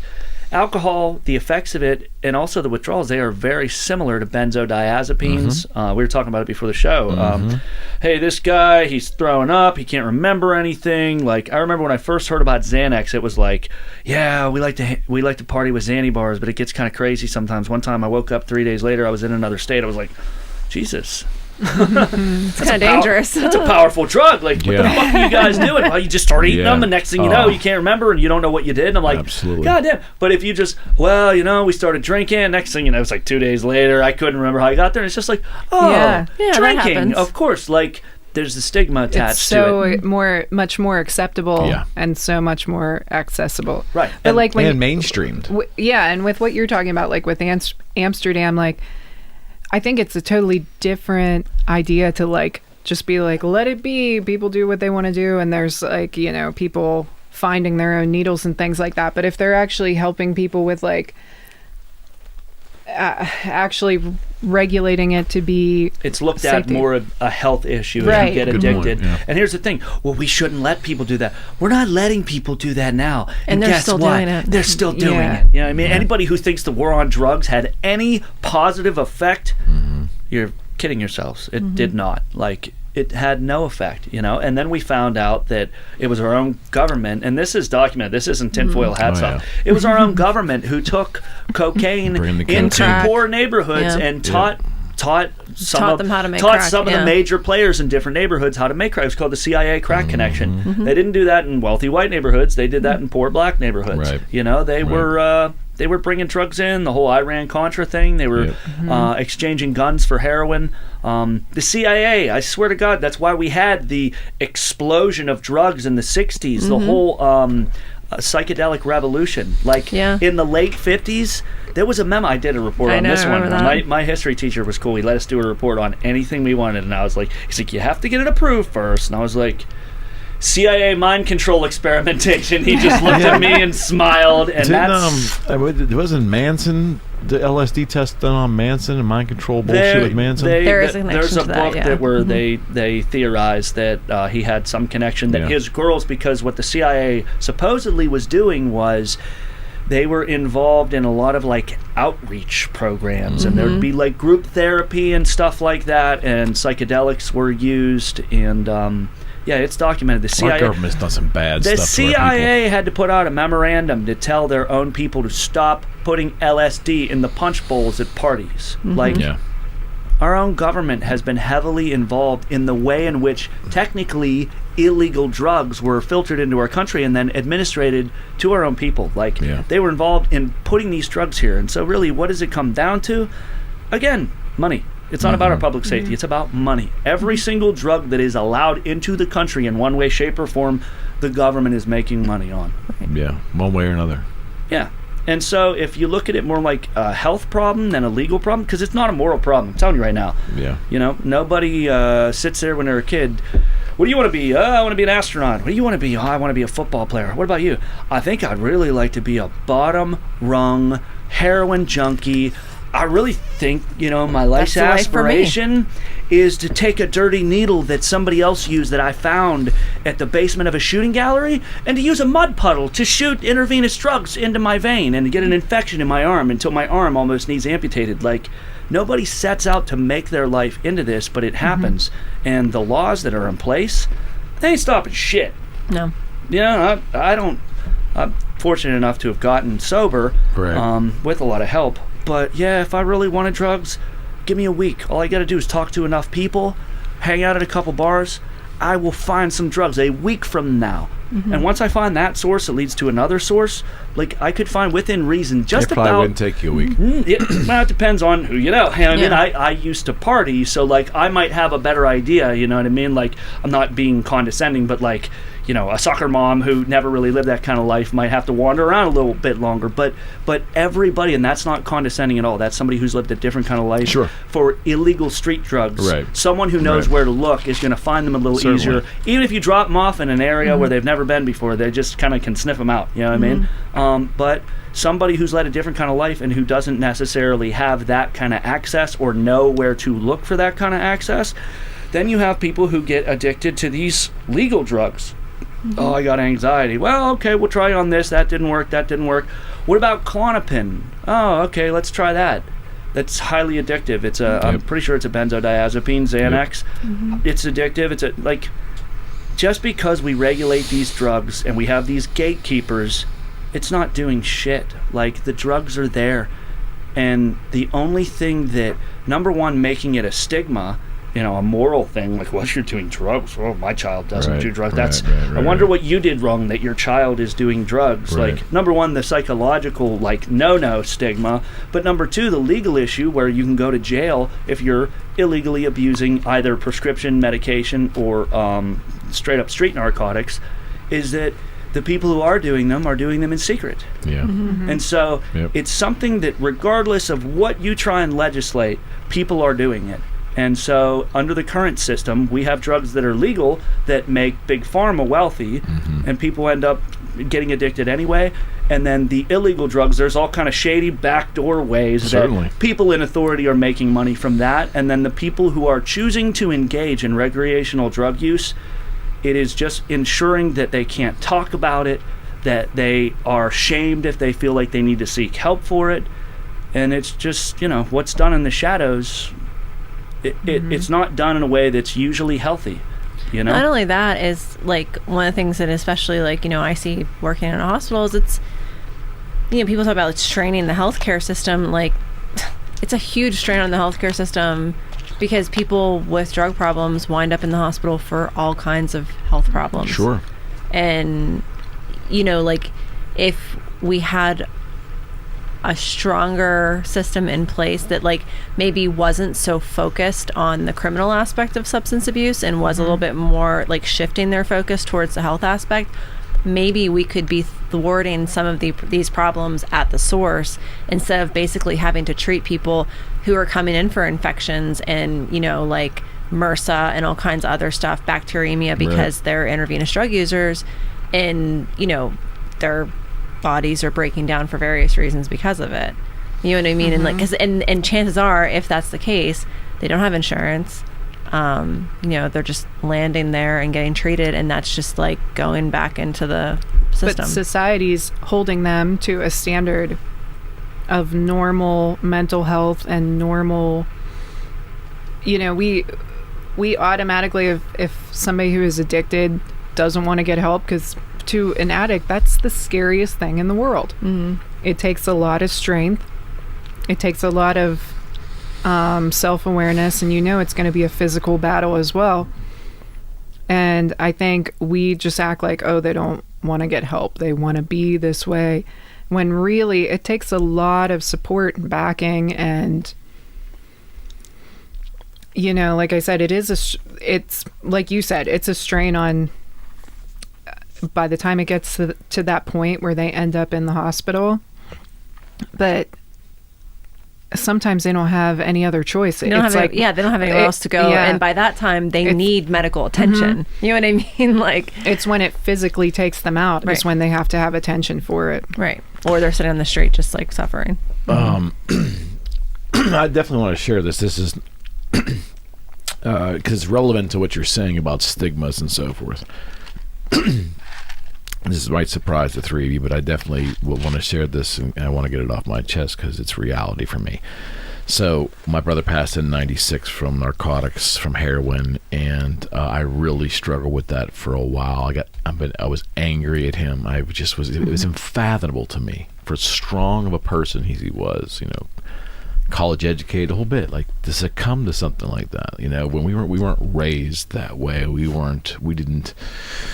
You know, we got around, but we weren't really raised in an environment of drug abuse at all. So I started this business. Fast forward, it's now 2002, and I'm going through some life changes, a divorce. I got two little kids. I'm starting this business, and I basically go into work one day, and I have a breakdown. I have an absolute nervous breakdown where I could not quit shaking. I couldn't get off the couch. I was hyperventilating. I couldn't function. So I went and got help that day at the hospital. The next day I was back home on a reluctant cocktail of Xanax and, believe it or not, serotonin uptake inhibitor, which was not a narcotic, but it was Zoloft. So it was Zoloft and Xanax together in this cocktail.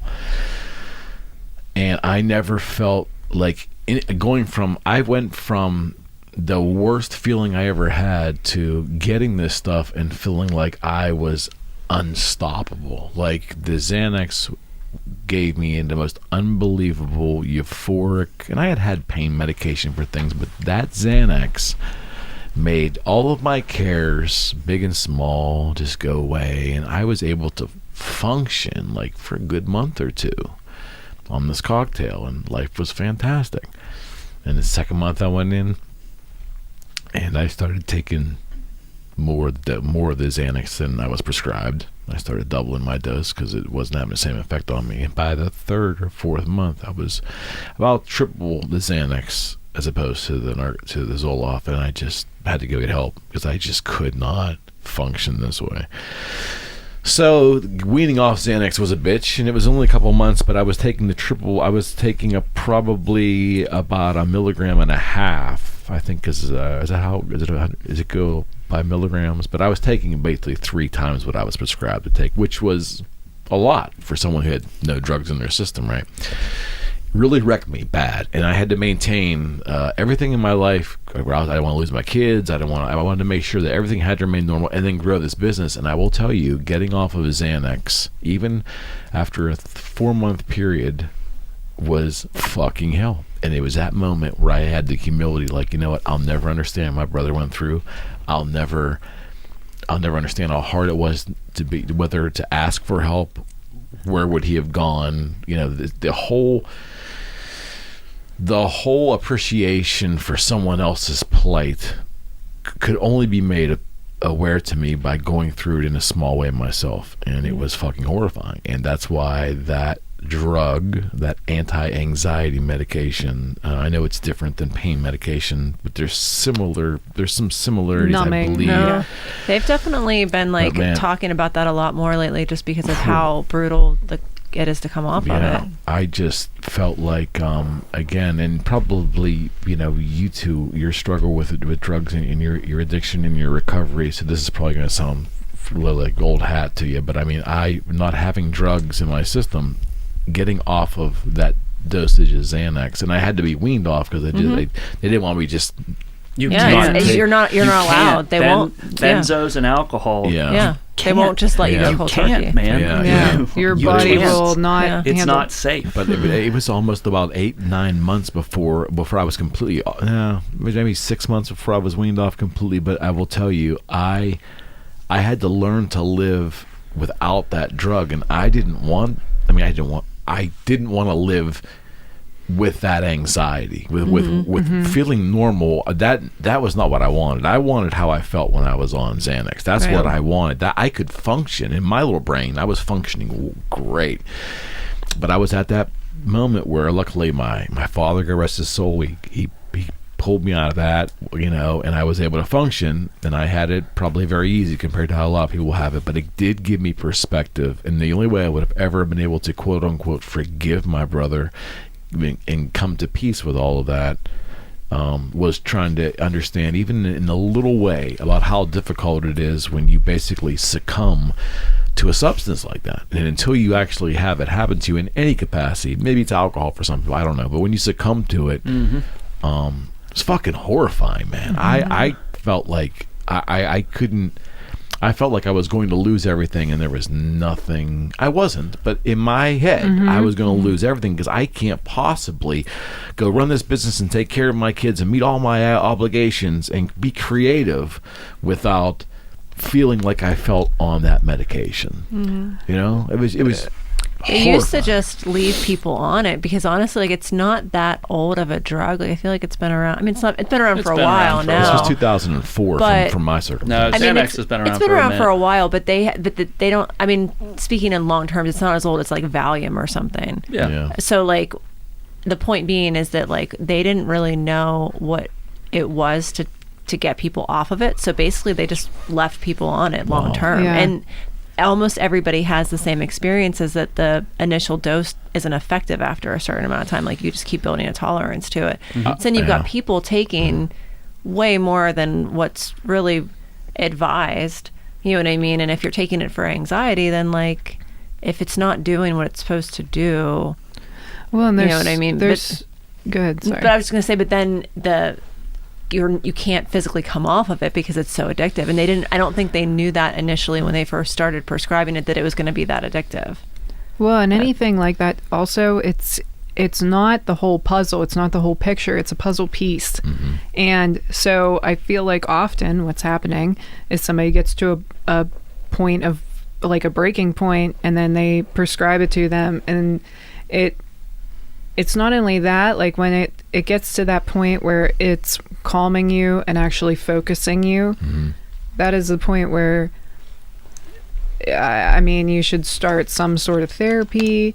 They should help you sit with your feelings, understand why your feelings are backing up and turning you into that, especially grief. I mean, I think with grief, especially, you see a lot of behavior you can't explain unless you sit with those feelings, and most often a lot of anger that people feel guilt for because they don't know why they're angry at this person who's no longer there. Right. And so when you were prescribed that after you hit that breaking point, you should have been, which once again, it's just sometimes it's about the easiest thing, sometimes it's about unknowns, and sometimes it's about money, and it's easiest to prescribe you something and not send somebody to like grief counseling, some sort of anxiety counseling, to like, once they got you focused on this drug, then that's when they should have honed in on like. I have multiple I had follow-up appointments in first 30 days, and I probably lied when I started doubling the. I'm sure I lied, but there wasn't. There was a questionnaire initially. Am I going to be of harm to myself? Remember, I had to when I put me on that at the hospital. When they said, "Are you feeling?" and I said, "No, I'm suicidal. I'm desperate to live. I feel like I'm dying. I'm having an anxiety attack. But that was the only questionnaire that I remember having any kind of. I never had any kind of follow up or.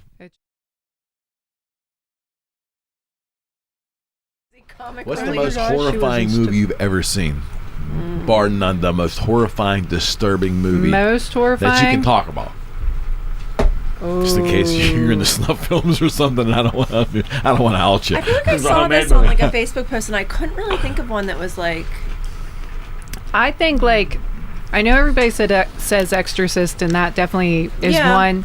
What? But Exorcist. One unsung hero that scares the shit out of me to this day, and I don't know why. It's bad. I can't even think about it because gives me chills. Is Jeepers Creepers.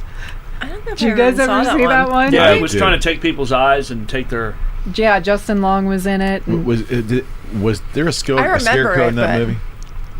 He looked like a scarecrow a lot of the time.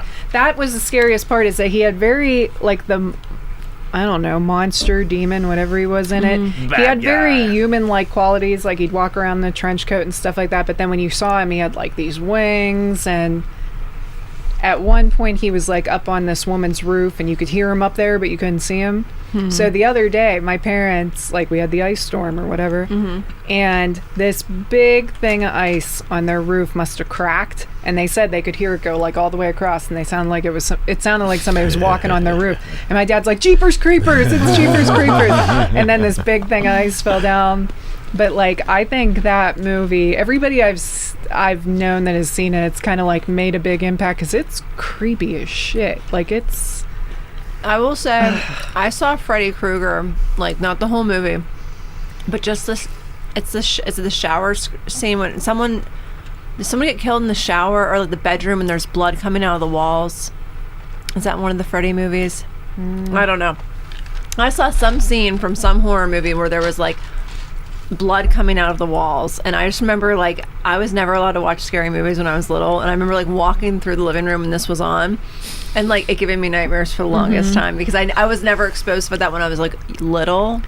But then when I was older, I feel I watched I didn't watch any the classic horror movies until I was already older. Yeah, and me too. And they had already made movies that were so the graphics were so much better. Yeah. That they didn't doesn't really always make it better though, no, but I'm saying that they were just more realistic, I guess, and so seeing all those ones for the first time didn't have the impact I feel it would have if I had seen them when I was younger. Mine usually hits me afterwards. I remember I grew up in the woods, Washington County, and I remember watching the Blair Witch, and I was this is so stupid. I was watching it, and at the time, I'm for the first time, the Blair Witch didn't do anything to you the first time? Not the first time until I tried to go to bed that night in the middle of the woods, and then I was I was terrified. I was just no! It all really bothered me. And then Hostel really bothered me. But Saw. Yeah. Saw was pretty bad too. I'll tell you what, watching The Wall on mushrooms really fucked with me. No one ever really prepares you for how they were oh, it's so trippy and psychedelic. It's fucking terrifying is what it is. That was ill planned, especially because we were watching it. My mother was in the room. We were just hey, we're gonna put a movie on. The Wall's pretty weird anyways. All spaced out. We took a bunch of mushrooms, and then we'd always dose the shit out of ourselves with vitamin C because that. It's pouring gasoline on a fire, a dumpster fire. Oh man, fire. The bad trip for me a lot of times would be getting scared. They all know. They all know what I'm thinking. Yeah, they all know what I'm doing. Yeah, and, my subconscious is apparent to everybody. I'm sure. I went to lay down on a pillow against our coffee table. And it's dark, so my mother, she can't see that all our eyes are whoa! It was me and her and two friends I had staying over. We came down, we're hey, can we watch The Wall? Because I didn't have a TV upstairs. She was oh yeah, that's fine. I'm okay, good. We can just sit here and stare at the TV. She won't see us. She won't know, right? Nobody's gonna know. This is gonna be fun. I go to lay down against the coffee table and bam! bam! I hit my fucking head off that coffee table so hard, like shattered my teeth together, you know? And I'm like, oh, now she knows. She fucking knows. But the thing is that she didn't. If she did know, she didn't say shit. No, but I got up in my head, and now this movie comes on, and we thought it was going to be a great idea. This is fucking horrifying. There's fascism and guy's shaving his nipples violence. off. He shaves his nipple off. I'm just sitting there like flowers, fucking like it's so scary and it's disturbing as shit. I was gripped onto our car. When you're high, it's probably very disturbing. It was a living nightmare. I didn't even associate it with the television anymore. This was just like happening in my mind. I'm just like gripped onto the carpet, and she looks over and she can see me just like horrified. I could like feel the energy coming off him, and I was convinced that he was just going to get up and walk out the door. Like that was what I was expecting to happen. She told me later she was thinking of excuses to tell my mother for why I just got up and ran screaming into the night. And the funniest part was after we get through it all, we like went upstairs and just like smoked a bunch of weed. Which like if she didn't know that we were all high then, like if she couldn't tell later that we were all coughing and the whole house smelled like pot. Like, no, we blew it out the window. Yeah, but I'm sure I was as respectful as you can be when you're a 16-year-old kid getting high. No, we blew it out the window. We did. We didn't just smoke out the whole upstairs. I know, but she's embellishing the story. Well, it felt like we. I don't know. Either way, as soon as we turned that off, I was like, oh my god. It was like we all escaped like this like horrible nightmare together, and we just laughed hysterically for the next like 2 hours, like for no reason. Like we just like literally could not stop laughing. Well, I think I was high and drunk the first time I watched, or the only time I never watched it again. The Strange. What's the one with Dee Snider? Strangeland or whatever.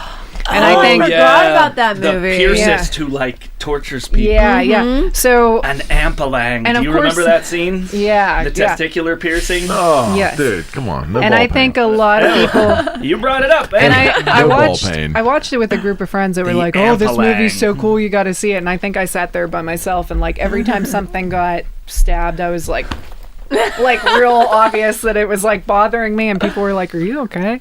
No. And it probably was better that I was not numbed sober up watching that. Yeah. Yeah, but when you're on psychedelics, your sensory perception is like queued up. to The the gain's fucking... jacked up to 11. Yeah, I think You're sitting there like...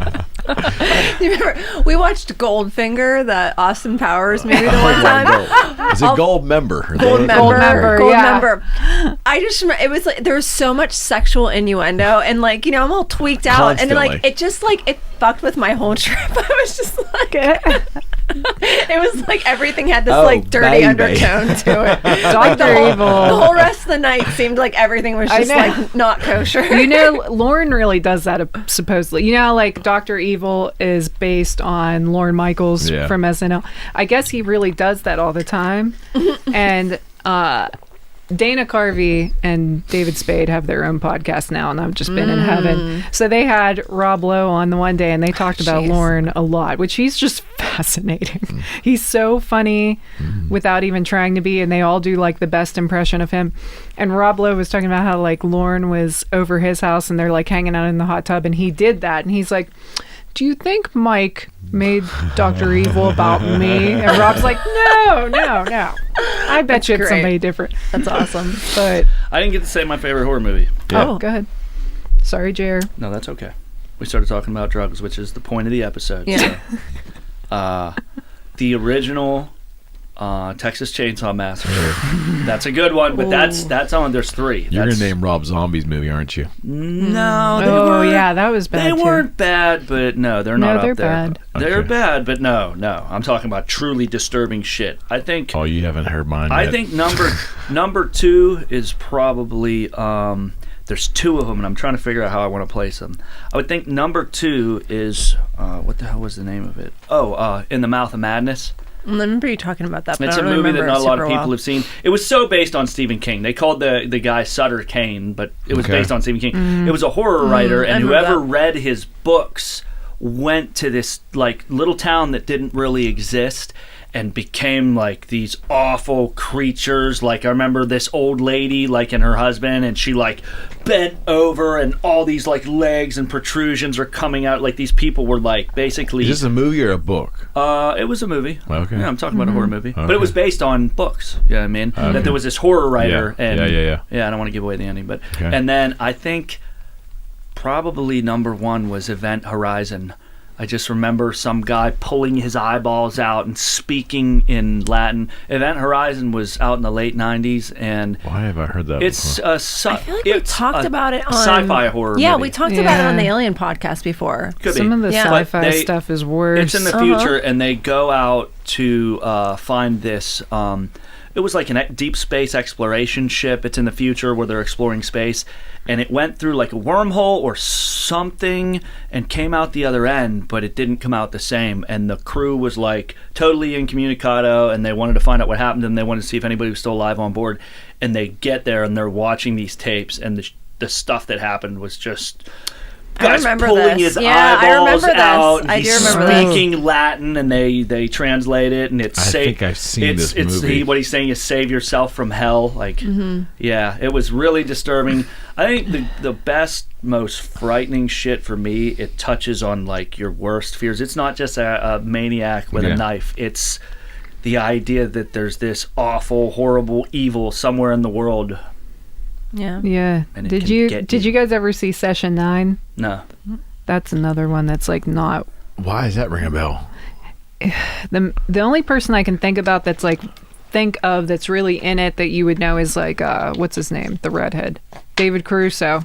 Is that the one that's like on CSI I think or I saw Law this and- movie. Yeah, he was on NYPD Blue Okay, yeah, and he in the 90s. they're like, it's like a crew of guys that are like doing construction or something, and they're redoing like an old mental hospital, I absolutely saw this movie and then a a long bunch time of ago. yeah, there's like lobotomies and shit. But they find these tapes, and it's called Session 9 because it's like tapes of this therapist talking to. Forget if it was a woman or something, but by the time they get to Session 9, shit gets Right. real. Right. And that one's a pretty crazy one. And then there's another one that's called House of 9, and Dennis Hopper was in that one. And it's very much like a kind of like Saw 2 Squid Games-ish premise. Like all these people wake up and they're in this house, but the house is underground. They're trying to like drill through the ceiling and stuff and escape, and like they can't. They're underground. And there's 9 people, and the only way they can get food and stuff is if somebody dies. So then they all start, like, they have to kill each other to get, and at the end they get like a lump sum of money or something if you're the last one Wow. standing. So, and like I said, Dennis Hopper was in that. He was like a preacher or something, but that one was pretty interesting too, especially because it came out a long time ago. And then, like I said, like movies like the second edition of Saw when they were all in that house, and even Squid Games where they're playing you know what I mean, like so it was kind of Similar the premise, first of its kind. So for me, I would have to say, and this will, again, and I know sometimes like a horror movie from the 70s, like visually won't translate to a more modern movie, maybe, because everything's maybe amped up and the cinematography's better. But I will say, watching The Exorcist as a kid was fucking horrifying. There was a movie called Damien the Omen. I know that one. And then there was Damien the Omen 2, and they both remember were those. extremely horrifying. But what I wanted to tell you was, in Pittsburgh, there's a filmmaker named Fred Vogel, and Fred did my podcast with Freddy Krueger. Fred Vogel and Fred Krueger worked together as stagehands locally here. But Fred Vogel also is a film student and is a gore genre fan, and he studied under Romero, which is the guy, I guess, who did the horror movies. Night of the Living Dead. Okay, and Freddy Krueger is a big horror buff too, but these two connected when they worked together. Well, this Fred Vogel has made some films, and he has a film out right now which is not a horror movie. It's called The Interview, and it came out during COVID, and we basically talked about that, and he's self-distributing, and it's a really good, suspenseful, non-horror based movie, though. It's called The Interview. I would suggest watching it. However, the point of this conversation is his very first movie is a movie that you can take a second look up if you would like. It's called August Underground. And this movie has won awards for being the most disturbing movie ever made in the history of American cinematography. Really? And it was made And, by someone from Pittsburgh. And yeah, You don't it's say. Fred, I was about to say, go Fred figure. Vogel. Why does that not surprise And me? and Fred is the most laid back, coolest, big music fan. You would never ever think from having a conversation with him that he's just a horror fan fanatic. But all the special effects that go with it, and all the, I mean, he had trouble, 20 years ago getting in and out of Canada because he had the bus of they were going to a convention or something to display like his first movie, and he couldn't get through it was so disturbing, like the prosthetics and everything. Oh, What's it wow. It called? was just so August Underground is the name of the movie, and the film, the producer, the writer is Fred Vogel. 2001 Yes. film. Yeah. I have not watched it because I do not have the stomach for it. But he was a I'm like, date night. Fred was a guerrilla marketer when he started, because it was he had a small budget, and Oh. he would take VHS copies of his movie and just like go to playgrounds and just toss them into the playground and let the kids find them and take them home. It was it was an effort to create a shock value to get attention for a movie that he couldn't get bought by a major film. So he would go to public places and toss VHS copies. Oh my God. It was nothing illegal. It's Yeah, just no, yeah. it's not pornography. It's Yeah. just it's August Underground. Is it, like there's always these questions underneath, like if you Wikipedia something. I've never watched it says, the movie. is August Underground illegal? It's banned due to the promotion and supporting of sexual violence, torture, extreme cruelty, and the use of excrement in association with I didn't think there was degrading anything sexual there. I and didn't think that, but I don't know. dehumanizing contact.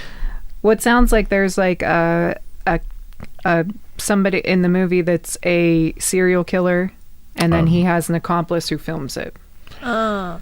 And he did this in 2001 on a very limited budget, but the special effects that he learned from Romero, is that his name, Romero? Is it Ramirez? Or Maybe it's Ramirez. That's Romero. No, Romero, right? Yeah, you're George right. Romero. Yeah, Yeah, United because States. we have that glass. Remember Tom Savini and him worked Yep. together Yes. from Yeah, Yes. because And the Tom Savini school from is Pitt- where all Savini, the... and Yeah. Tom Savini's Yeah. brother and his wife grew up a block from where we are now, and I went to school with Tom Savini's nephew, Mark. Have God you rest ever his been soul. in his school? I went to tour his school like a couple of times. It's so cool. The Douglas School. Yeah, it's I've never been, but I like the girls that did the makeup for the zombie shoot, and the one that did the makeup Vogel for your graduated show. from that school and then She worked went at there. that school. Yeah. That's Fred Okay. Vogel. That's Yeah. Fred's a super guy. You don't. It's hard to picture that movie and his other movies subsequently with the person that you sit and talk to, because it's like there's a disconnect there. Do you know? Well, Tom But- Savini, he was in.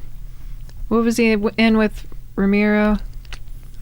I know he was in some Tarantino stuff. He was in. Are you talking about Sex Machine? He was Sex Machine. And what was Yeah, it? I've From heard- Dusk Till Dawn. I've heard he and lives then around here. he was in. Some guy coming up, you're a Sex Machine. He has a whole. Well, it's also now a beauty school. When I was coming out of high school, and I was also going to beauty school while I was in high school, I really wanted to go. And even though I'm like terrified of everything, it was just so cool to see Like that special makeup. effects artists. Yeah, so I went to the special effects and I toured it a couple of times. It was so cool. And he's like the nicest guy. I've met him at like job fairs and stuff like that. He's super down to earth. But he was Sex Machine, and then he was also in what's the zombie one that Night of the Living Dead. no, like the newer one, the Walking- Quentin Tarantino. Dusk Till Dawn. No, that was No, Vampires. that's Sex Machine. He was Sex Machine. Okay. But I it haven't was seen that in so what was the long. double feature one where Rose McGowan's in it and Once Fergie. Upon a Time in Hollywood.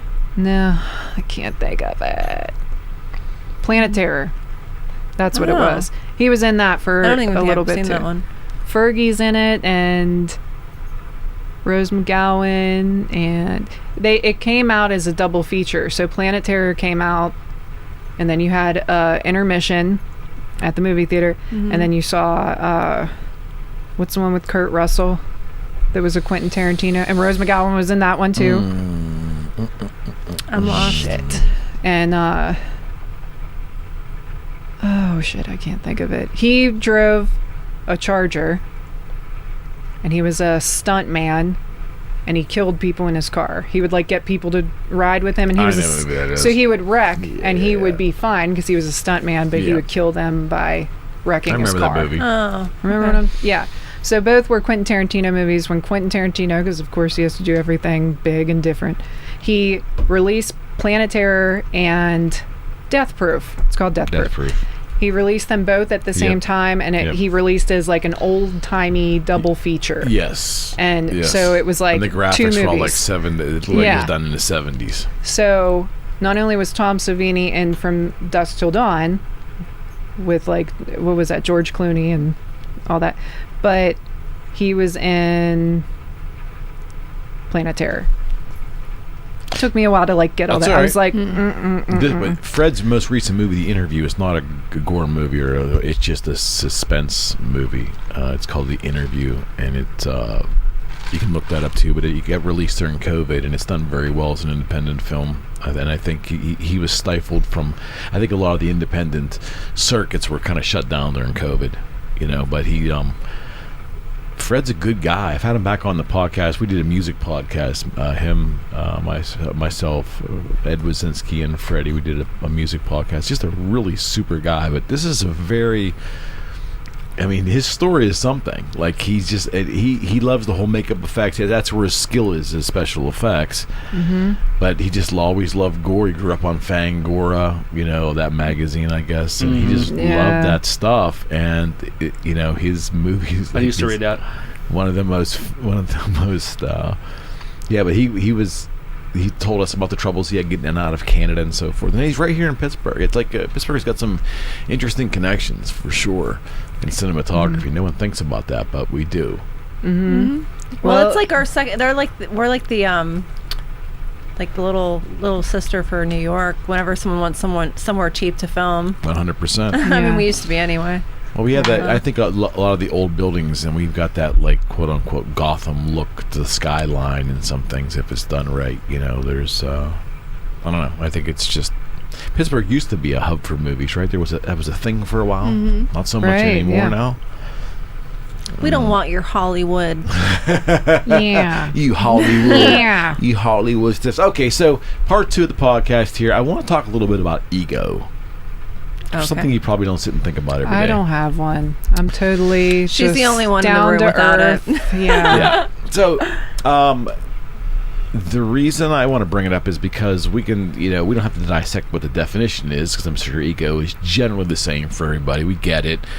But when you look at how we're living, everything is pretty out there for it to be very self-centric in a lot of the ways we communicate and what we do and what we promote and how we even this show, like, my name's on the show, so my show's out there and I gotta push it out in social media, and it's like it's very much me out front and being okay with that and self-promoting, right? But I don't think it's just for business people anymore. I think people all through the web are self-promoting all the time, and I think society's maneuvering in a way where we're constantly self-promoting way more than I think than decades prior. Maybe I'm all wet. If I'm all wet, tell me.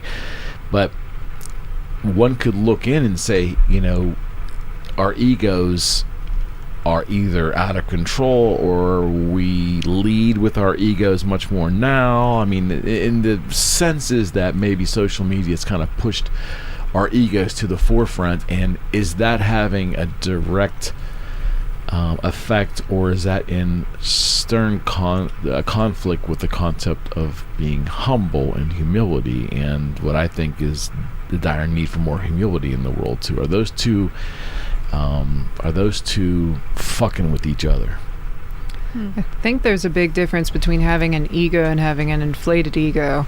I think, like you said, the way our society is now and our, just social media in general, you're always creating some sort of profile for yourself.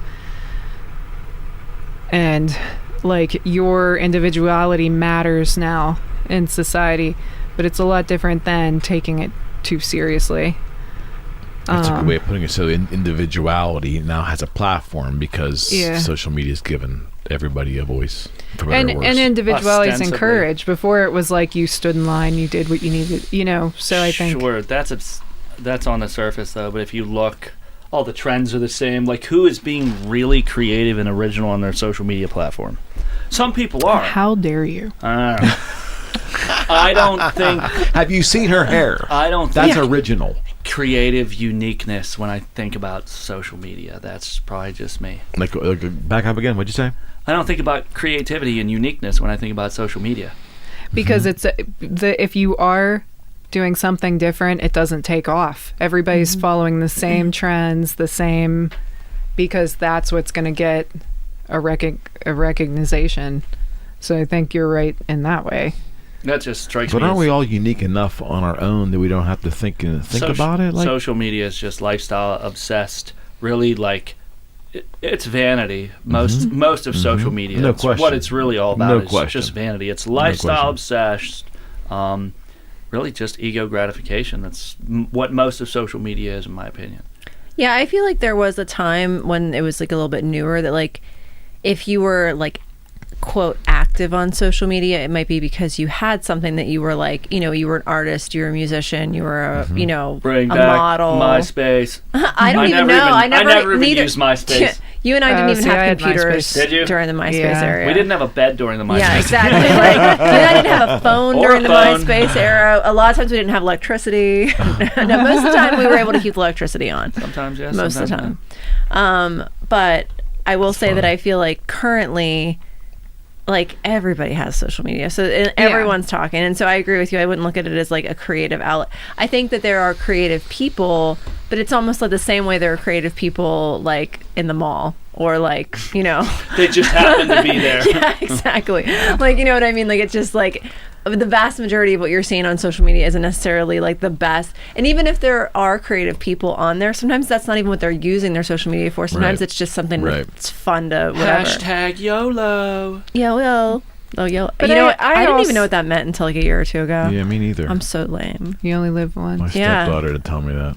Don't you know what that means? I'm like, not really. I've got an idea for you. Are you saying Rolo? Are you saying like the candy? What are you saying? They are pretty good. They are. Might be a little ego deflating, but go with me here. Go ahead. Go ahead. The Jarek McMulligan Project.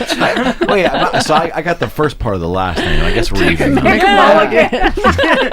The Jarek McMulligan Project. You have to pronounce it with I'm calling my lawyer. Project. I want some TM. Right. Oh, shit. Yeah, they want their dressing rooms now. I know. Yeah. That's why I had to get a bigger studio. I know. See, like they were saying, you're going to get your own chair here with your own name. It needs to be like that director's chair that has the name on the back. Yeah. I like that. I want a little nameplate right here. I just want you to get what you deserve. Speaking of my ego, well, Cassidy, can you put me in touch with your lawyer so I can negotiate my contract, please? Oh my God. It's a non-commercial show. Listen, Eric. That's what you think. She's like, that's what you think, Eric. We're starting. That's right. That's my problem. That's exactly right. I still get my appearance. You make your deal with them. I make my deal with you. All right. So, for me, I started an internet guitar business. I initially wanted my name on it. I wanted to be the Eric McKenna Guitars, and I was promptly put back in my place. So that's how this podcast came about. Yeah, it only took 20 years. Only took 20 years, right? But my best friend in the world goes, put your ego aside. Grow something bigger than yourself. Get a good third-party name, and that's where Boogie Street came from. But I used social media way later to keep selling guitars, and it was through MySpace initially. I never had the idea that MySpace could be ego gratifying because video was non-existent. There was MPEG files in 2005. You really weren't functional. YouTube wasn't invented yet, and MySpace was a free way to advertise guitars because I had to pay eBay and other forms of a commission. Well, MySpace was free. You get this page and throw my guitar. So, and then Facebook came along and, a Boogie Street Facebook page. I'm going to be able to sell guitars for free. Then I realized, that I could do that on a business page. I get my own personal page. Now the vanity starts coming in. Now I can start putting more of myself, and maybe I can find a way to tie these in, which I kind of did. But I loved what it gave me, which was connectivity with people back in my hometown, and because I had customers all over the world, so the internet was giving me these clients and friends and musicians all over the world. But to quote unquote reconnect to my old sphere, it was so easy, and it was excellent.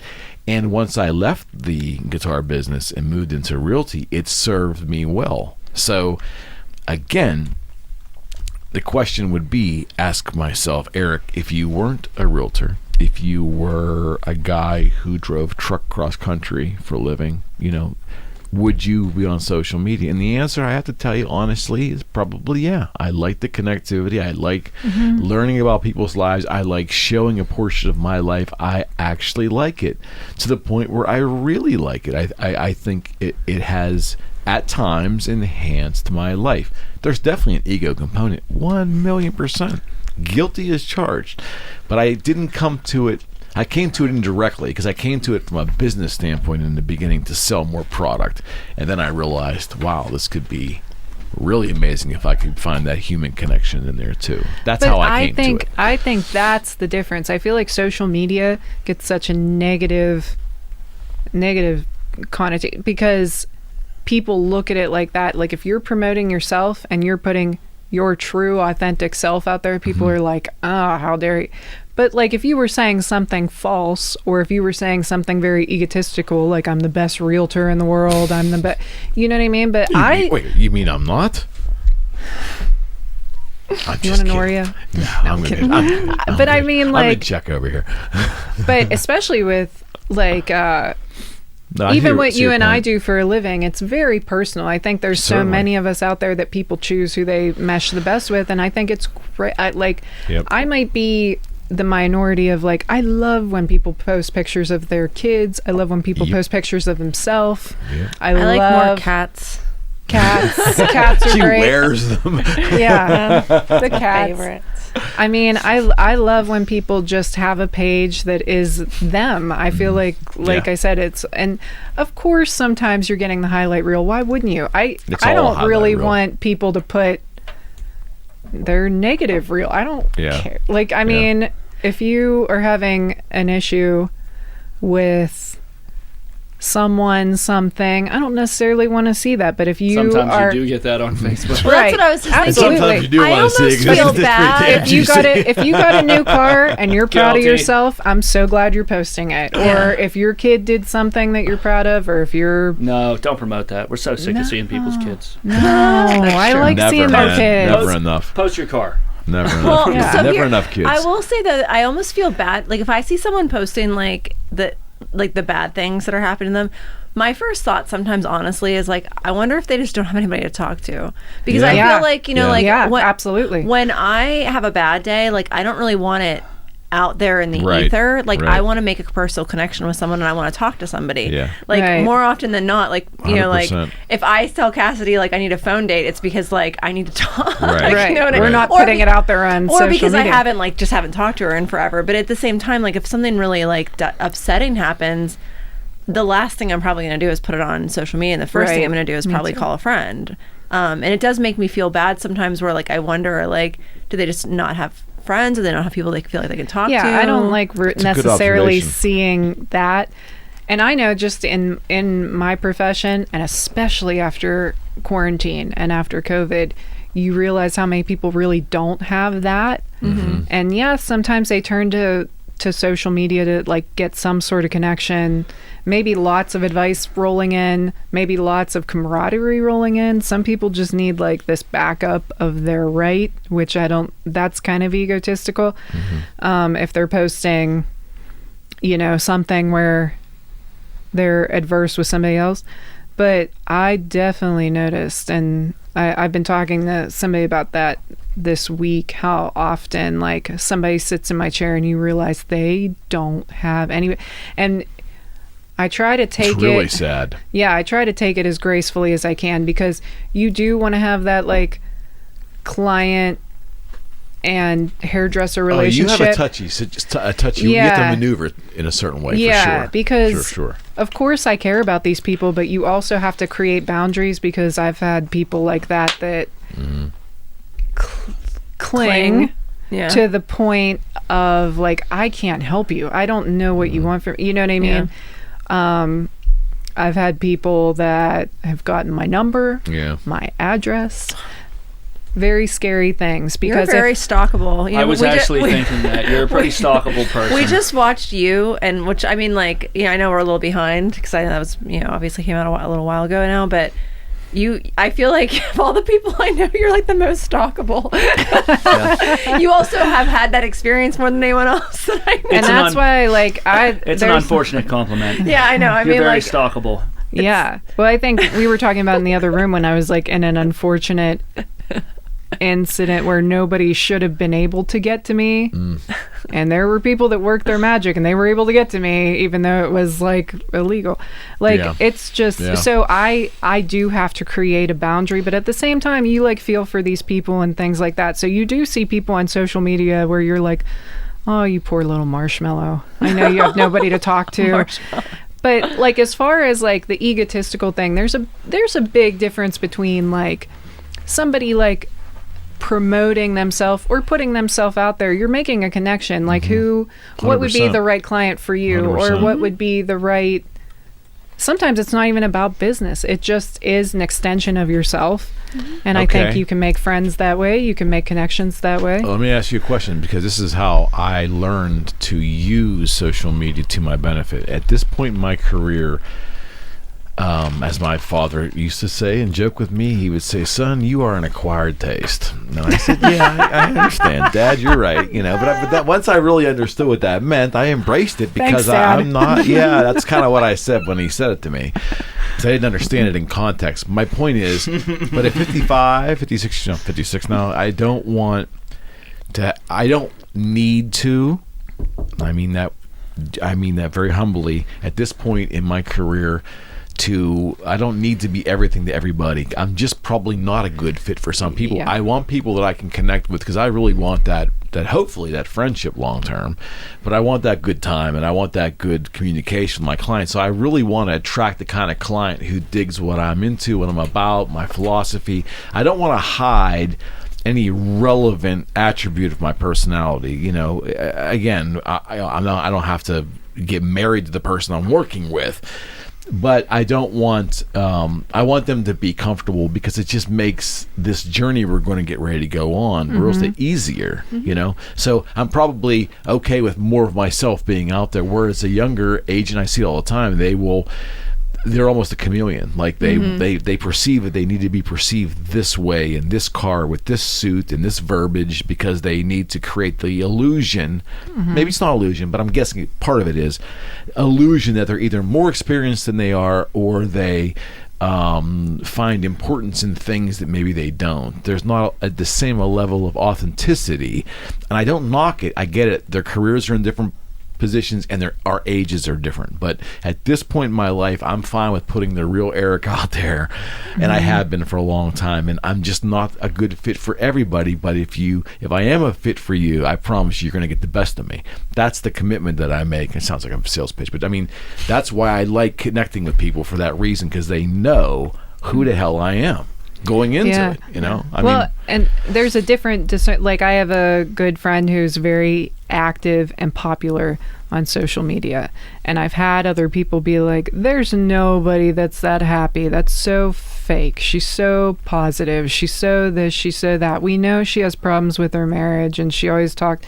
And she's the first one to say, like, I don't put anything out there that's not true. It's just that I know a lot of people are on my page and they might not want to get on there and see, like, oh, I fought with my husband 100%. today. Well, why is that public knowledge anyways? You wouldn't put that out on the street before the internet. Exactly. You wouldn't tell your neighbor that. And that was another thing. She also said, like, the problems that I have with my husband or my family, I still respect them. I'm not putting it out there like that. I'm not going to make anything perfect, but I might say I'm grateful for those 100%. people. And I think a 100%. lot of people are taking that as she just has this perfect life and is super happy. And she's like, no, it's not that. I'm just putting out there like what I do have. Like, my kids are healthy, I'm healthy. Like, it's never like, oh, I have all this money or anything like kind of materialistic. It's just kind of more, you know, she tries to stay, you know, in a more, and I know there's been times where I've woke up in a bad mood, having the worst day, don't know how I'm going to get the day started. And I've like, it's inspirational to me that she's awake, she's about it, and she's going about her day. And I think she knows that. And then I have another very good friend that he just like got back to work. He had COVID and a terrible experience with it and lost family members, and he had a rough go with it. So he just ended up getting back to work this week. And he's back to work at 2 jobs actually. So he's working a lot. And like at 11 o'clock one night, he had a friend that was very distraught and trying to get a hold of him while he was at work at one of his other jobs. So then this person got on to social media and got on to Facebook and said, you know, when somebody says they're going to be there for you and they're not, and like posted this whole big passive aggressive stuff, right? Passive. I said it's Vague very booking. Yes, I very hate that. What's that called? passive aggressive. Vague booking. It's vague where you booking. talk about a Somebody situation without with someone naming them. very I'm gonna particular. write that down, Jer.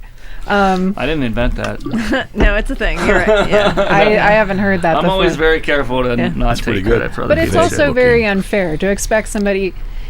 And I said this person was probably like reeling and going off the rails, and maybe just they put that on Facebook to get some sort of interaction with somebody. And there are people that just really don't have that. Well, and that's kind of, I think, like what it comes back to for me too, is it's like, you know, you can use social media for whatever you want. And like, I think that like, you know, some of the, maybe the bigger part of the question that we're talking about, or the, you know, topic might be just that like, you know, where does ego kind of fit in the human condition, and how has it been impacted by like the era of social media? Because I feel like this is kind of like a topic that comes up for us like a good bit.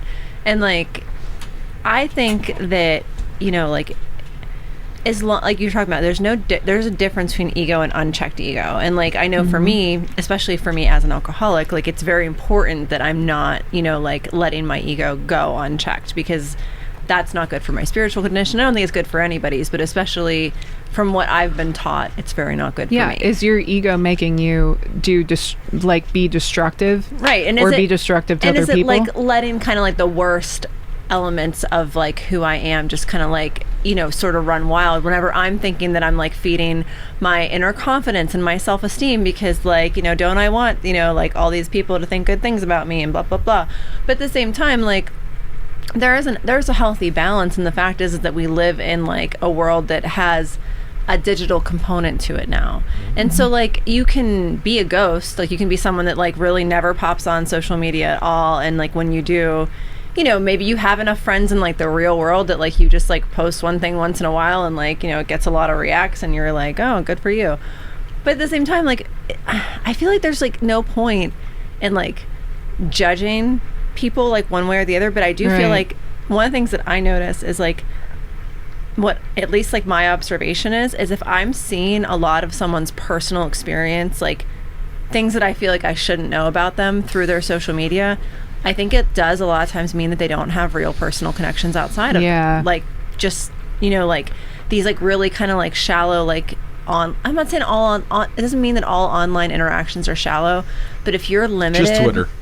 I don't have a Twitter, so Me neither. I don't either. but if you don't like have real human connections like outside of like an online community, I think it can get really distorting in the age that we live in to be able to have real experiences and then to have conflict come up in your life, whether it's with a partner or with a friend or, you know, coworker or a stranger or whatever, and then you don't have like the best social skills to deal with it, and so all of a sudden you're just like putting all this stuff out there for basically anybody to see, that like I feel like it's just not relevant. And I mean, it's one thing for us to sit here at a podcast and discuss like, you know, our ideas and our thoughts on things, and, you know, share personal experiences, because, like, you know, basically this is just like 4 friends sitting in a room, and we're allowing anyone that cares to pop in and listen. But whenever you have like social media formatting, you've kind of got this like short little snippet of like a picture and a bunch of words, and like maybe, you know, and I think one of the reasons Facebook gets such a sometimes toxic environment is there's no fucking limits. You can like, there's no limits on characters. You can put pictures in the comments. You can put, you know what I mean? Do you think like that's better or worse? I don't know. I honestly don't know. I don't know. But even though there's no limits, here's my whole thing about it, because people will get really like just kind of butthurt about Facebook. Facebook's free. You don't have to be on there. You can get on there, and if somebody posts something you don't like, you can unfollow them. You can unfriend them. You can scroll. You don't have to. 100%. Like, people act like engage. they're subjected to this, like something, Sing and I'm it, like, soul sister. and I'm like, exactly it is. right. It is absolutely free. It wasn't even here like 15 years ago or something. Like, we didn't have it, and I just feel like people are so like, they act so like martyred or victimized, burdened by Facebook. Like, oh, I got on Facebook and all these Good. yeah, like all these people are putting all this stuff. Well, then don't read it or Maybe read you it should and scroll that on. damn Facebook. I hate that uninstall Facebook. the app. Meanwhile, they're there like Yeah. they're there 3-4 hours of their whole day. I had to explain this to my father, because he was like, he doesn't have Facebook. He doesn't want Facebook. I don't want anybody to know what I'm doing. Like, and I swear that sounds like Freddy. And I swear he thinks like you get on Facebook and then you have no choice. People know where you're going, what you're doing, what you look like. Sounds like Freddy. And I'm like, Dad, it's all your choice. You can put as much, or you don't even have Or to have little. a profile picture on there if you don't want to. And I was like, you don't have to check in anywhere. You don't have to do anything like that. But if you want to, you can. You don't have to have friends on there. You choose your friends. You choose everything. Yeah. So I feel like so many people like martyr themselves, like, oh, I'm on Facebook and I'm subjected to all this shit, and Mark Zuckerberg, he sucks. And I'm like, He's then get stealing off of my it. information. Right. Although I will say that one guy that was on Rogan recently, what was it? He was some tech guy. He was anti-Instagram, wasn't he? He was like anti all of it in a way, but I mean, He is on a podcast that's being distributed through the but I mean, social media. I don't think he was anti it. I think I listened to the whole thing, and I think it really was more about him trying to kind of like give people an awareness of like what these tools and platforms are actually doing. He worked for one of them. Is that what it was prior? Like, was he a Facebook employee or an Instagram I don't think employee? so. I think he's just a tech guy. Like, he just knows a lot about it, and he was talking about how like the way that Google like utilizes their search engine and what they do with your data, and like they've been fined for what they've done with people's data, and like the people that were basically like, there was people that were like kind of like driving and collecting data like based on like what they were able to kind of snag up in the air, essentially. And this is like, you know, an idiot's way of explaining it, but essentially like these people got fined, the company got fined, but they didn't get fired, like nothing, you know what I mean? That, like, what was shown was that what they did was actually like against all of Google's like policies and like whatever. All that to say, if you don't have a Facebook, like if you choose not to have one, doesn't mean you don't have a Facebook. That's one of the things that like people are kind of like promoting, that's actually kind of like evil about the platform or whatever, is that because of like what it's become, and because of what they've decided to do with all the data they collect from you, you don't really have a choice. Like, if you don't have a Facebook, your name exists like still. So then there's people that if someone else is on Facebook and they mention you, there's a Facebook that's almost like created for you, essentially. You know what I mean? Which I understand. But under the same guise of that, like, we're all, with the internet and stuff, we're all able to be found. It just, but when you do have a Facebook or don't have a Facebook, you choose what you choose put your out level there. of involvement, for sure.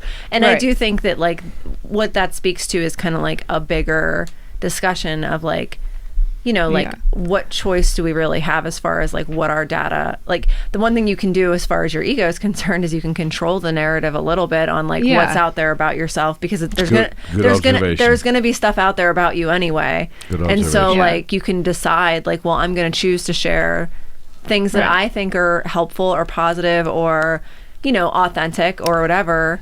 Like my poor father, who always have a funny story about my parents. You know, my dad chooses... Sorry, Dad. He chooses not to be on social media, and he's very much like, oh, I like, why would I take pictures of this? I'm so old, like, I don't want to connect with anybody. He like just wants to be to himself, right? And But then Cassidy posts his pictures. I was about to say, then me and my mom are constantly like, take a photo. You're not going to post it, are you? No, we're not going to post it, Dad. You Meanwhile, we do. You lying to that poor man. So I remember there was one time me and my dad and mom went, Same thing That's happens wrong. to Jerry's dad. me and my mom and dad went to like a charity dinner thing, and we're all sitting there, and my parents are exact opposites. My dad's very like quiet, antisocial. My mom's social butterfly. So she left us. She went off. She's like talking to people. Hey, aren't you somebody's kid? Hey, blah, blah, blah. Don't I know you? Like all this stuff. So me and my dad are sitting there, and we did see somebody we knew. And he called my dad over, and he said, my dad's friend that called him over was like, I saw those pictures of you at the beach and it was awesome, and then I saw that you guys went and did this and your bike looks awesome and stuff like that. And my He's dad's looking like, at you. and he was furious. like, he was just like, thank you. And then he came over and sat down, and he looked like real like confused, like these people were seeing shit in me. So then finally my mom's off doing like That is whatever she was great. doing. She comes over and sits That's down, and he great. looks at both of us, and he's like, have you guys been putting pictures of me on the internet? And we were like, Not intentionally. a little bit. And my mom said no. She's like, no, I don't know where they got that from. Like course she these did. people were blatantly lying. Like how That's else would they see amazing. pictures of my dad at the beach and pictures of him on his, like we just carry around like a photo album and show it to everybody. So he was like real confused. He was just like, and it was just so funny. He came back down and he Poor sat guy. down, It's and he's funny. like in his own little world, like what's going on? Like people have great. photos of me. And like to know like That's he did fantastic. not volunteer to be out there, and we just put him out there. He's in our life, and he's out there. That's amazing. Poor dad. He doesn't even answer his cell phone because he doesn't want to talk to anybody, and we're like, let's put this photo in our album of dad. Aw. So now every time we take a picture, he's always kind of like looking at us like, are you gonna post this? It's hysterical. It is. He's hilarious because he's so like not the ideal candidate for social media. You're way too quiet over there, man. You're way too quiet over here on this. He's thinking of his dad, This 'cause particular his dad conversation. His dad gets drug into social media as well. Yeah, my dad wants nothing to do with Facebook. I don't know. I don't have a lot to say about Facebook. I think overall, I think it's toxic. And I have a Facebook account, so I'm kind of being a hypocrite. But overall, I mean, they had a whistleblower recently that put it out there like, hey, Facebook did a study. Our we- product is bad for your Are health. we harming people? And the study was like, yes, we are. We boost certain things in the algorithm because they get more engagement, and we'll keep doing it. and they're typically negative things, people fighting in the comments, like, yeah. And then, other countries have used social media to affect our elections. It's been proven. Like, That's true. But why are we so weak to permit this bullshit? I was about to say it's still us though. It's still us doing that. I get that. Whether but- they and people are like, well, you don't have to be on Facebook. You don't, but you don't have to go out in public either. It's kind of hard not to. No, you don't have to go out in public. Like, you need to get from point A to point B, but you really, aside from walking down the street to go to the library, if that's where you want to go, you don't need to be seen in public. You don't have to go out to a restaurant. You don't have to go out to a bar or a show or a nightclub or whatever. But there are still rules in place for how we're allowed to act in public because it's a public place. Right. And I'm Good not point. saying you should Good point. regulate the shit out of Facebook. I don't know. I think overall it's like for civility and things. you nah, think- it's just it's really but I feel like going out in public is more a survival. Like you have to go out in public to you still don't really Nowadays, have do to you? have you can do you Instacart. gotta buy Oreos. Right? Well, I think You can do Instacart. You can go on Amazon. Like nowadays, if you don't want to, aside from going to the doctor and stuff, like I mean, do you guys like I don't no, I'm not I don't saying- even want to say this out loud because it's so like, but do you guys ever watch Catfish? No, but I'm I know what familiar that with is. I'm it. familiar Yeah. with it. Yeah. So every time there's a Catfish episode and there's somebody who's like, I've been talking to this person for a long time, and they're like, well, what's their social media look like? They'll be like, they don't have social media, they don't like it, they don't want to FaceTime and all this stuff. I'm like, I kind of get it, because if I met somebody for the first time, I probably would. I don't like to FaceTime. I don't like to all that shit. And they're always like, oh, well, then they're definitely fake. If they don't have social media, they don't want to FaceTime you. Right. They're always like, who doesn't have that? And I'm like, and I do have social media, but I'm always like, I don't have internet. I don't like do any of that shit. Like, I don't want to, get into that. But like, if you watch that, it's a standard of like nowadays you would have that, and they are always like, well, if they don't have that, they must be fake. Yeah, because the majority of folks do have it. Yeah, if you have no digital footprint, chances are you're a fake person. Do you know anyone in your sphere?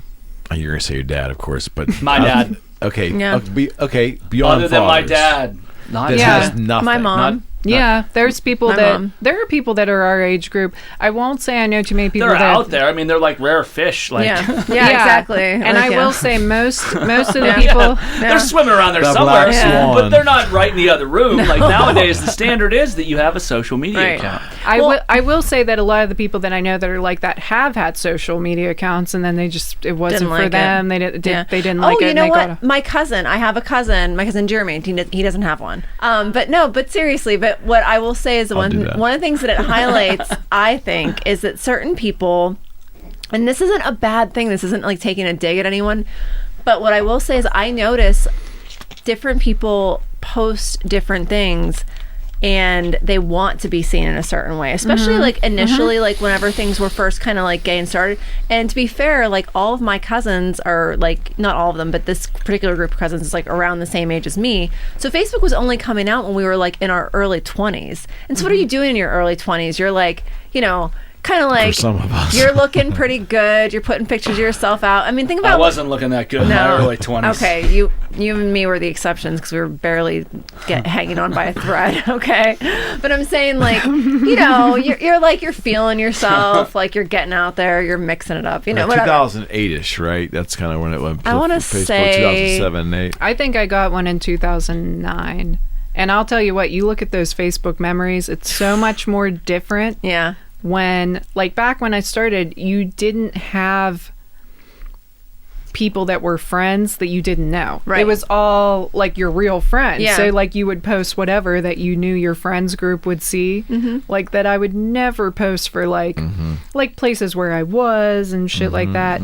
Parents weren't on there yet. Yeah. That's why MySpace was kind of cool, because you could post whatever. You could post some rap lyrics. Your parents wouldn't see it. But, like... Yeah, Facebook was a lot different back then, like when we first got it. And I think that really like what I'm trying to communicate is that and that was just one example, but like I don't think that all of my family necessarily wanted to see each other in that way.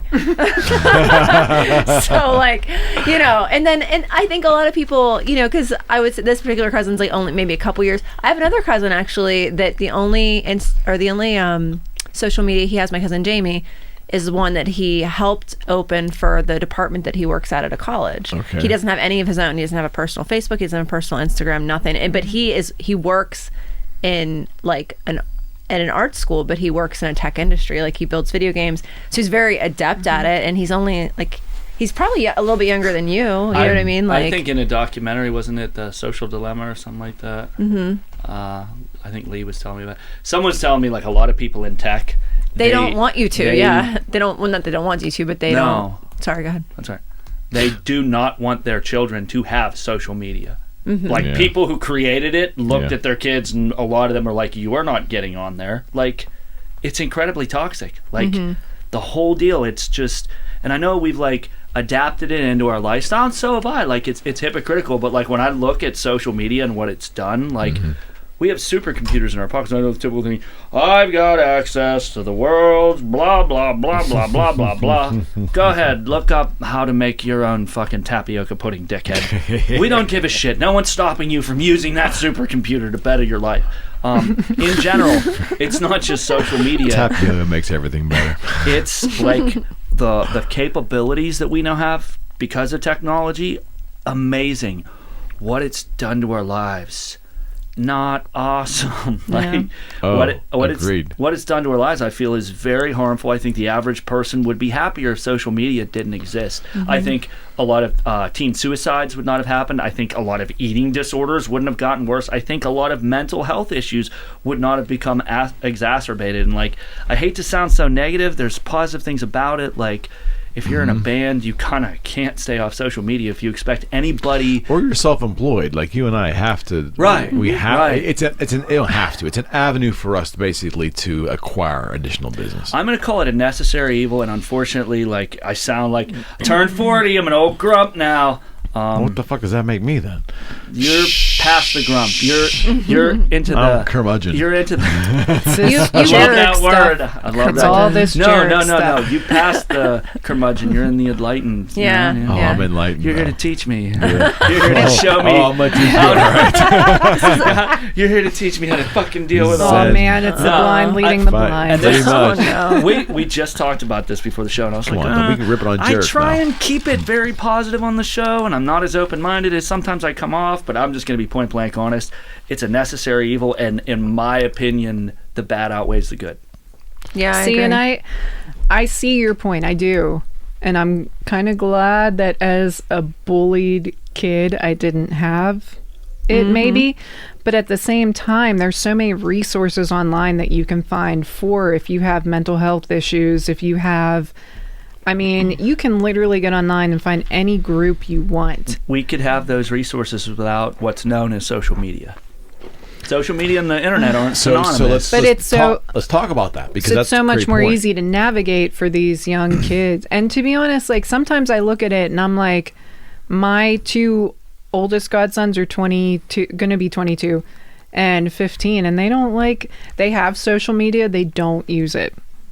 Like they're hardly ever on there. That's They don't good. really do But, these And things. my son's that way. A lot of young people, that's where they're living their lives nowadays, is pretty much on their phone. On Instagram is And where a there's lot of studies young are like living. younger people, a lot of younger people, they have trouble looking you in the eye when they're talking to you. Like, they're not very comfortable with face-to-face conversations. And I'm just like, how do you get into the job market like that? Like, I hope you have a job in tech or working remotely where you're able to just exist on a screen and not Exactly. interact with real people face to face. Like, in my opinion, the bad just outweighs the good. Like, I think people go outside much less. I really think like it is accelerating the things that I consider, and this is my own personal brand of, whatever you want to call it, my philosophy. Like, I think it is accelerating what I consider to be social mutations. And I'm not going to get real specific with that because you always end up calling somebody out where they're like, he's talking about me. But like, I see, especially with social media, you see what I consider to be social mutations, where you have behaviors that are not natural to human beings. They are to a point. We have like the tendency to be this way, but it really, in that unnatural digital space, it kind of runs rampant. Got it. And yeah, man, I wish I could be more positive on this because I know it's such a big part of our lives. Like, But here's what's crazy. This is, and again, I'm 15 years on you, so, and more for both of you, but hear me out. That's right. Much more. Much more. I can't win. I only said that to preface what I'm going about ready to say. I look back at the web and the creation of the web and the proliferation of the web in the late 90s as being special for me because I built a career and a business on that thing. yeah. And I fucking loved every aspect of Internet Explorer and like building my first website. And I want to selling make a guitars distinction. I'm talking Yeah. social media. Right. Yeah. That's where I'm going with this. Yeah. I loved it all until around 2005-6ish when I was at Washburn Guitars in Chicago, and I had a meeting with Scott Ian of the band Anthrax, and I'm sitting in this meeting with some Washburn brass and Scott, and he's talking about Anthrax is on this new social media thing. It's called MySpace, and McKenna, you got to get on that. And you know, I'm like, MySpace. If those bastards would not have introduced me to that shit, because it was, I mean, MySpace, for lack of a better phrase, was an absolute functional abortion. Like, it did not work right. MySpace MySpace is the abortion of social media. It really is. I mean, it never functioned right. There was too much customization.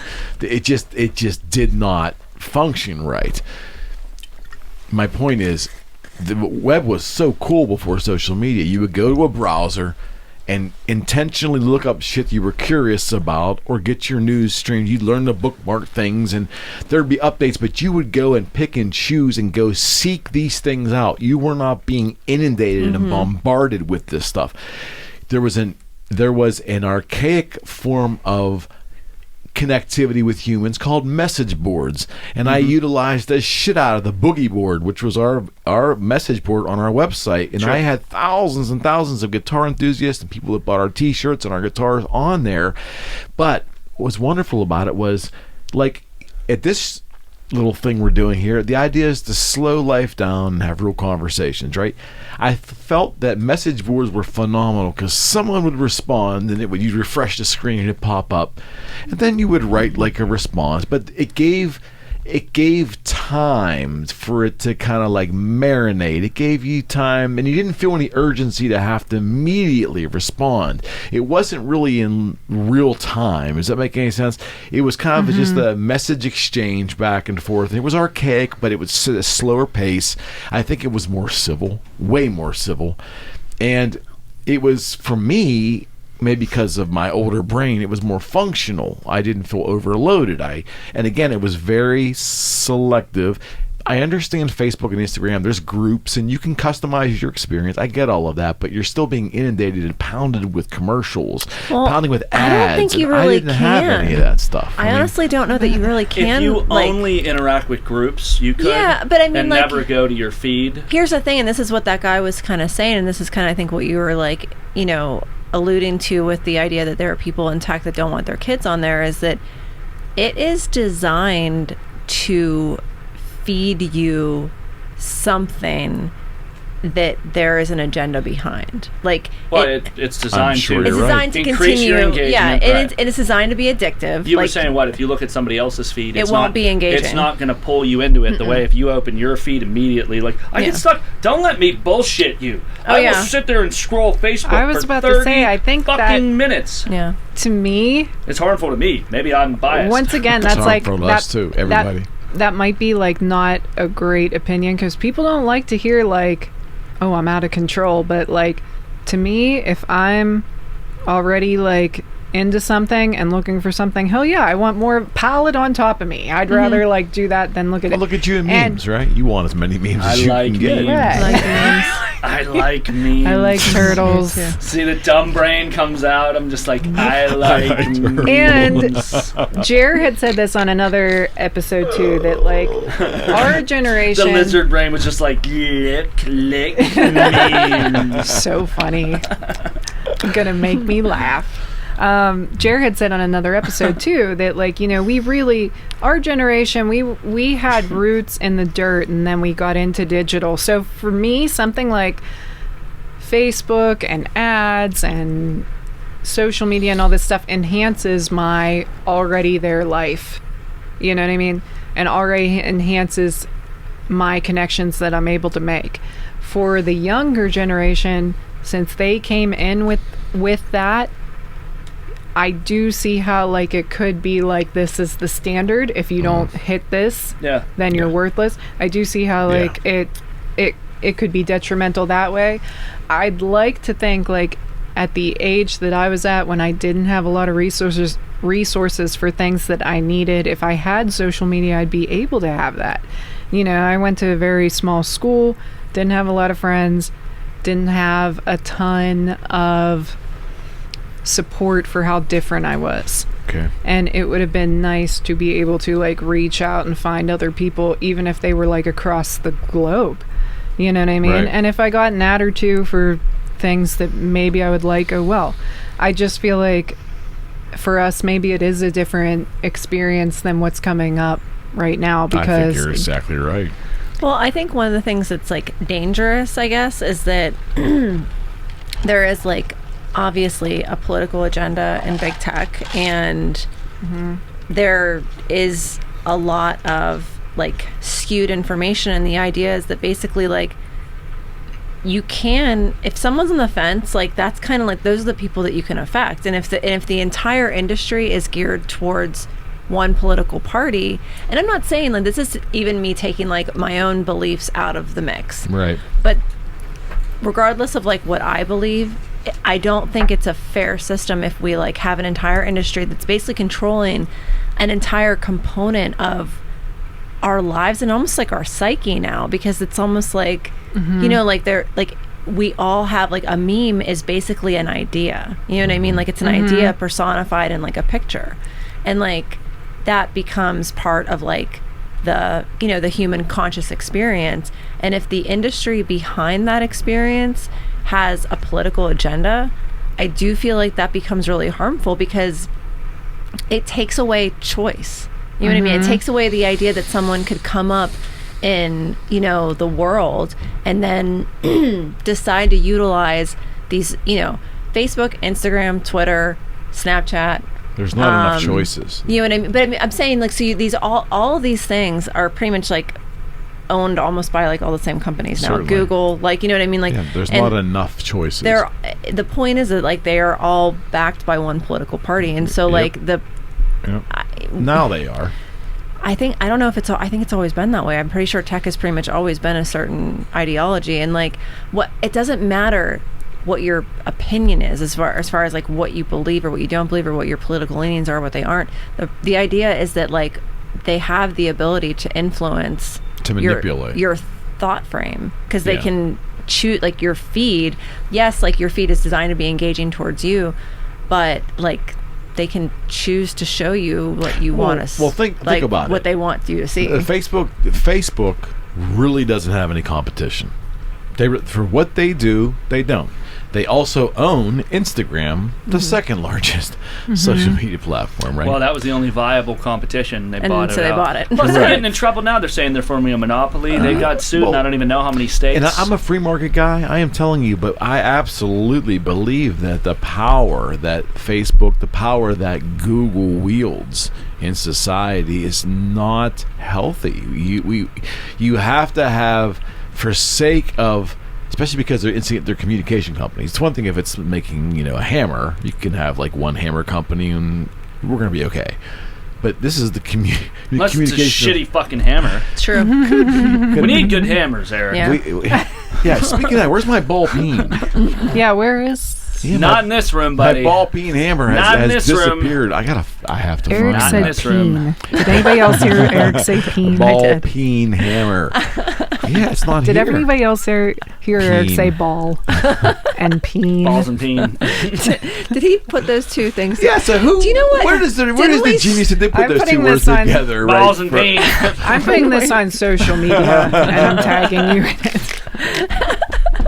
I've been Hashtag inappropriate Splendid. discussion. I I've been, know. I've been kind of trying to steer away from politics, but since Julie brought it up, you know, and obviously we're Leave it to talking. your wife. We're obviously talking about big tech. It's notable and it's documented. It's documented It's documented. that it's, you know, it's very left leaning It's industry. truth. And here's the thing: if you're like, you know, strongly liberal and feel that that's just right and those ideals are the right ideals and it's fighting against an old world, you know, it's a changing of the guard. We got to get rid of the old boys club and this bullshit that's run everybody's lives, you know. How about big tech is creating a bunch of false allies? Because if you're simply inundated with something culturally nonstop and never stop to think for oneself, hey, why do I feel this way? Why is it important to think this way? Why is equality important? Like, why is acceptance important? Then you've just got a bunch of false allies, and when push comes to shove, they're going to fold like a chair because they don't even know why they believe what they believe. And it's like, well, but they'll vote the right way at voting time, and that's what's really important. That's America today. until the foundational ideals behind the movement get lost, because it's not the idealists who run big tech. It's not the idealists who run big companies. It's capitalists. It is. Capitalism is one way and the other way. I mean, a guy selling apples, he's a capitalist, you know what I mean? A guy who runs a big tech company, he's not just a capitalist. He's influential, he's affluent, he's part of elite society. Absolutely. Chances 100%. are, okay, even if his ideals and fundamentals are rock solid, the people he's turning his company over to are going to be the best at making money in his business, or his kids, or her kids. You know, we've got plenty of women in the industry now, too. I don't mean to be, whatever. Gendered in your language? Exactly.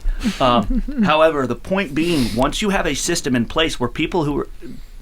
You're just being inundated constantly. Whether you agree with what people are being inundated with or not, the idea that no longer is it important to go off into the garden of ideals and decide for yourself what is truth, what is meaningful, what do I think, what do I feel, based on my experience. You just have a bunch of individuals who've been kind of, and I don't want to use the word indoctrinated, it's such a right-wing word, I'm not going to fuck that word, get that word out of here, but you've just been exposed on a constant basis where it's like, well, I just think this way because it's the right thing. I just accept people for who they are because that's the right thing. Why do we ask us we feel that way? Culturally, that's what's acceptable. That is the weakest We've ally. been taught that that's the masses. No, but what I'm saying is someone who has come to these, I don't even want to call them beliefs, but mimicking the ideals. They are the weakest ally you could form for yourself if you have a truly fundamental belief. Because next thing comes, and now they're being inundated with something else, and they're not rock solid in their belief. They don't even understand why they believe what they believe. They don't even really understand why they think what they think. And so now the money man who's got the access, who has the influence, says, well, now it's more advantageous to my agenda, which is making money and protecting what I got, to shift. Now we're feeding them something else. There's no fundamental belief there. There's no foundation. There's no personal philosophy. There's nothing solid there. This person doesn't know why they think this way, and so you Which just is start why they'll crumble. You just start exposing them to different content, and all of a sudden, what's really been created here is an individual who can be easily influenced by what they're exposed to. Now, you feed them the good things. Okay, they've got good ideas in their head, but since they haven't come to these beliefs on their own, it's just like feeding someone religion and cramming it down their throat until they just can't. They have to swallow it, right? It's not a good way to let someone come to these ideas, even if they're the right ideas. It just creates a society of people who they're not even doing what they're told anymore. They're just mimicking what they're exposed 100%. to all day long. And that is why I say what we're doing to ourselves with this technology, although it could be a really good thing right now, it could be better. It doesn't foster free thought. Because everything you just described basically is not free thought. It's the illusion of free thought. Well, but it's not free thought. This guy was trying to kind of like point out is that like the idea of what the internet like was kind of supposed to be would be almost if you walked into a library and there's all this information and you can open up a card catalog and look for something, and based on like what you're looking for is kind of based on what you'll find.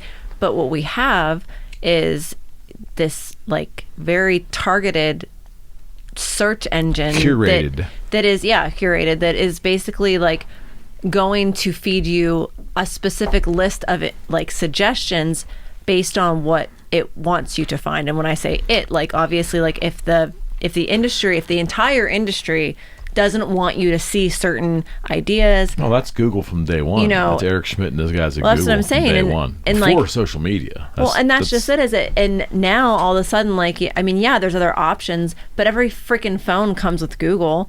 You know what I mean? And I don't know about iPhone, but I don't really think, from what I understand from what this guy was talking about anyway, Siri is basically like cross-referencing it's cross-referencing Google anyway. Yeah. And so essentially, like, you have the same freaking thing in our search engines, as we've got a monopoly on that too. So you can download Bing and you can download Yahoo and you can download even like DuckDuckGo. But what this guy was saying is that's actually, it doesn't matter, because all of those ones are basically like, since Google's the juggernaut, like it's like nothing's, you might get a few more, suggestions, you know what I mean?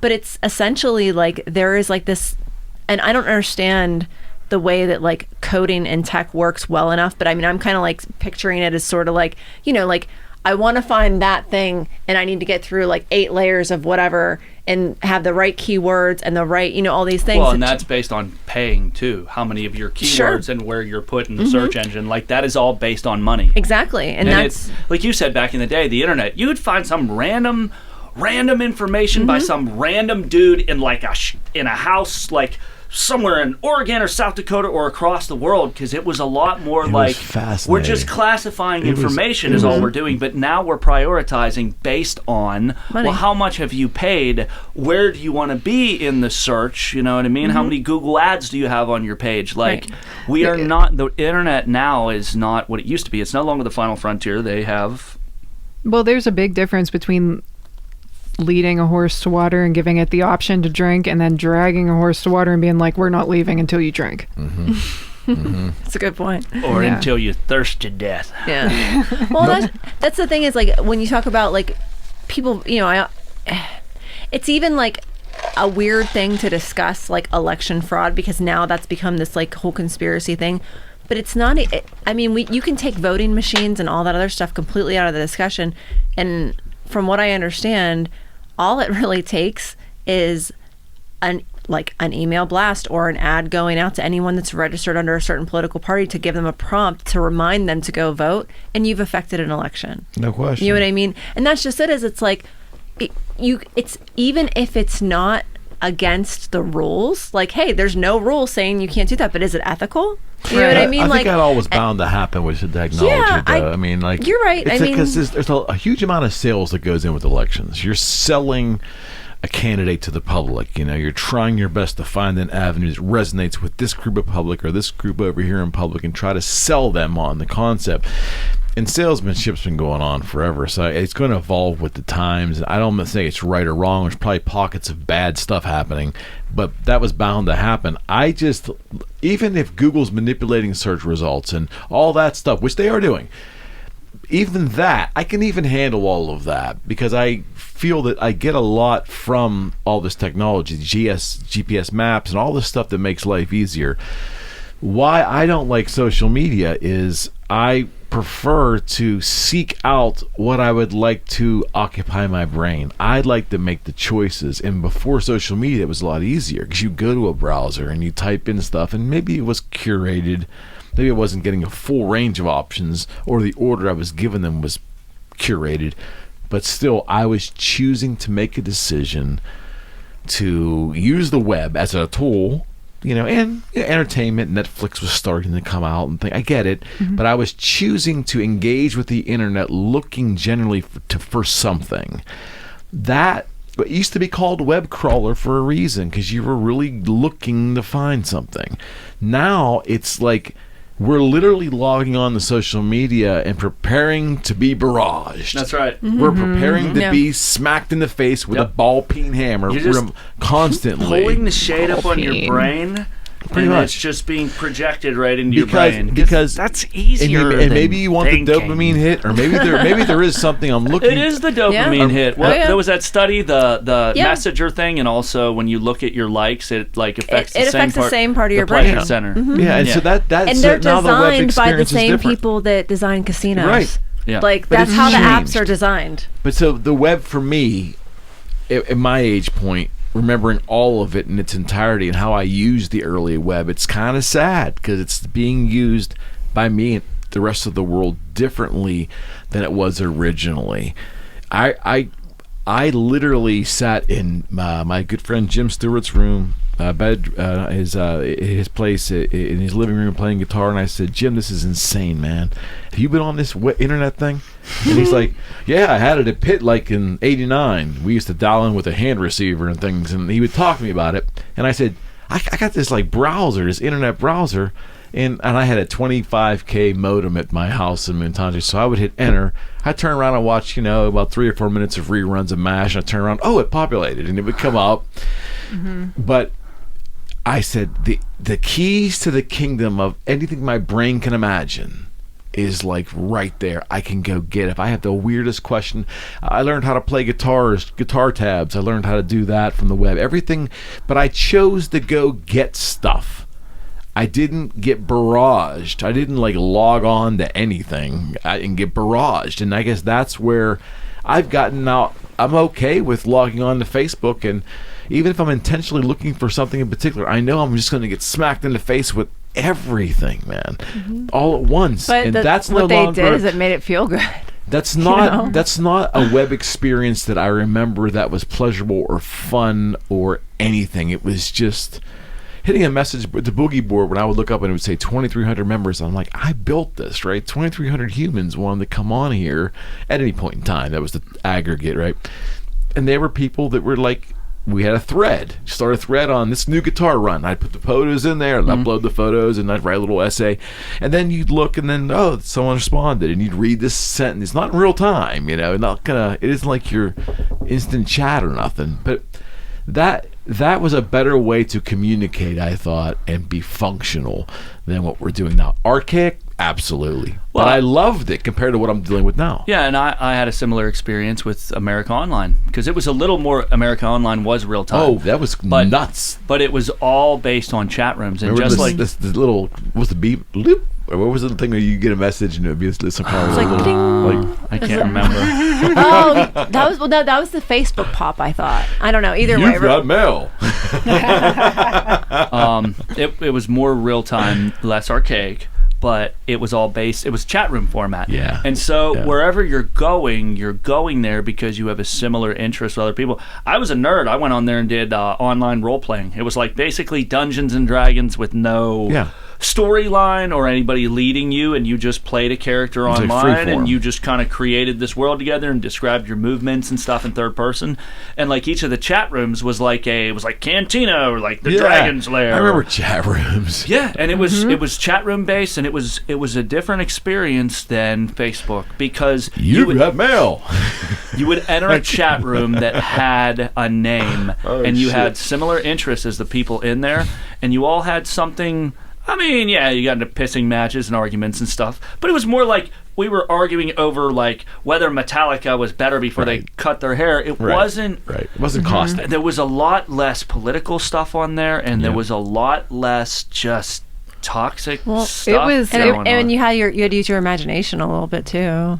Well, and chat room ethics were totally different than social media And you is had now. moderators in some of these, right? Wasn't there You had admin moderators and shit? You did not private message somebody without their consent. There was ethics. Yeah, It sounds corny, but there was. I wish that would come back. I hate. Yeah, the option that anyone can just send you a message at any time. Hey, I am in some Facebook groups where that is a rule. You do not DM somebody. That's good. Without permission, and I'm like, well, yeah, why don't they bring that back? Like, it's like should be ethical, because there's a lot of people you don't want to talk to, and they're just like, hey. But ultimately, I mean, like, it doesn't, and this like kind of reminds me of like something you and I were talking about the other night, Jerry, is that like he said, like, I basically like I just played out the rest of that in my head. Hey, hi there, what's up, sexy? Hey. I know, I hate that so bad. Bitch lasagna.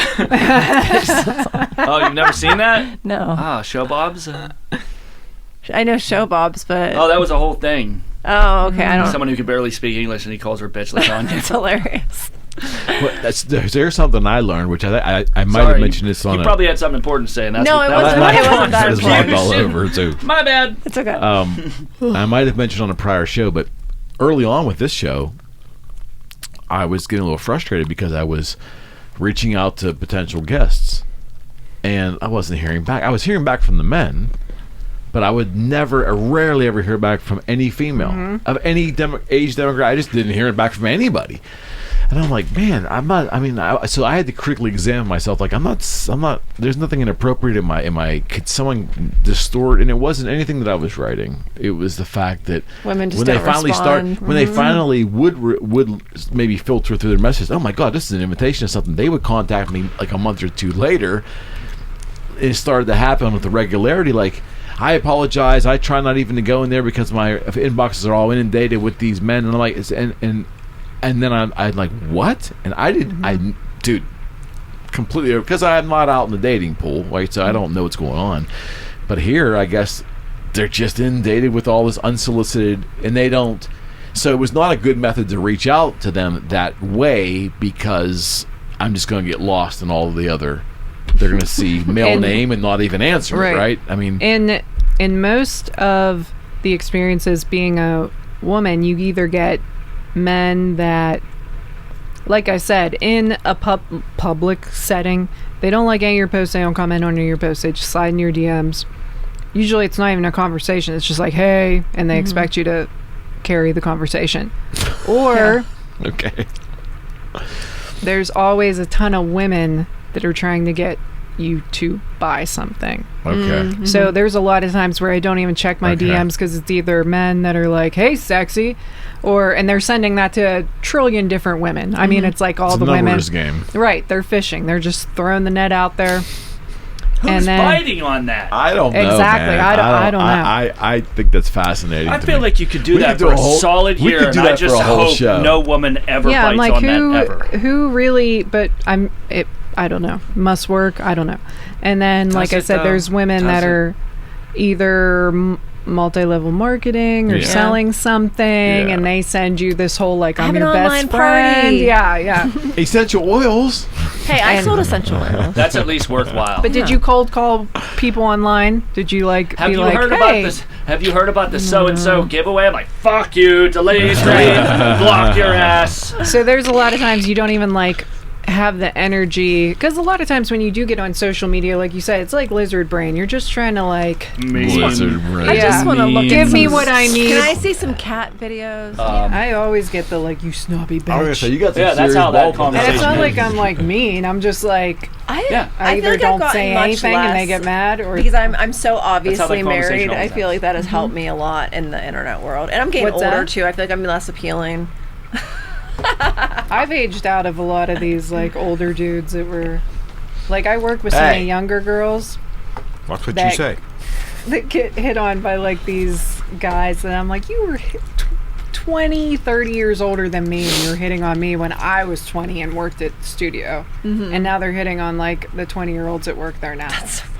And I'm like, I aged out, but you're not gonna like sit here and I mean, make these how girls is this uncomfortable. Why do they keep trying it? It can't be working. Tell I me don't it's know not if they working. think. I don't know if it's like a numbers game, like you said. Probably like, would have to be, But right? I mean, then it means it has to work every once in a while, and it shouldn't. I would No, say that no, like it can't shouldn't. see It where it shouldn't. would. when we used to run, I mean, not for like, you know, anyone that was like, I really don't get like the whole like you know, like suit, like, hey sexy on that, like I don't get that kind of stuff, but like I will get like random like, hey, you know what I mean, and I don't usually respond to those, but I will say there was like one like from when we were still promoting shows, because like I would check people's page usually if I got a random DM and be like, is this someone that's, you know, trying to start a conversation because they're in a band and they want me to promote for them. who starts a conversation and goes, hey, Well, and so doesn't say I anything know. else? I got I one know. once that was like, hey, how are you doing today? I'm like, I'm at work. How are you? Like, you know what I mean? Okay, like, are we doing this? Like, this is what we're doing. And then like it literally just like went like in this like random conversation. That I think eventually it was someone that was in a band. But then it was like literally like years later, like because this happened again, it was the same person just DM'd me again after no follow-up. Like we never like established any kind of like actual like plan to do a show or anything. And then it was just, hey. And I like scrolled up and I'm like, I was like, have I had a conversation with this person? And I'm like, what are you going to accomplish? Like, even if you have an agenda, even if it's business related or whatever, like, don't you think that like you would just, like, if I was like approaching someone to like, say if I was like selling tickets to like one of his shows or something like that, like it would be like, hey, I'm messaging you today for, you know what I mean? Like whatever. Like I would at least give someone like some kind of like, if you're trying to sell me something, you better fucking pitch it or else I'm just going to delete this. Here's the real life equivalent to that. Like would you do that on the street? Like, and this is what kind of comes around full circle, that I feel like people on the internet are like just not actually treating people like people. I have a guy that started. Are you sure it's a guy? Yes. Because the reason I know is because, like I said, I'm not like a talk on the phone FaceTimer, especially like to people I don't know. Like like me and Julia have phone dates and things like that, but like I'm not a.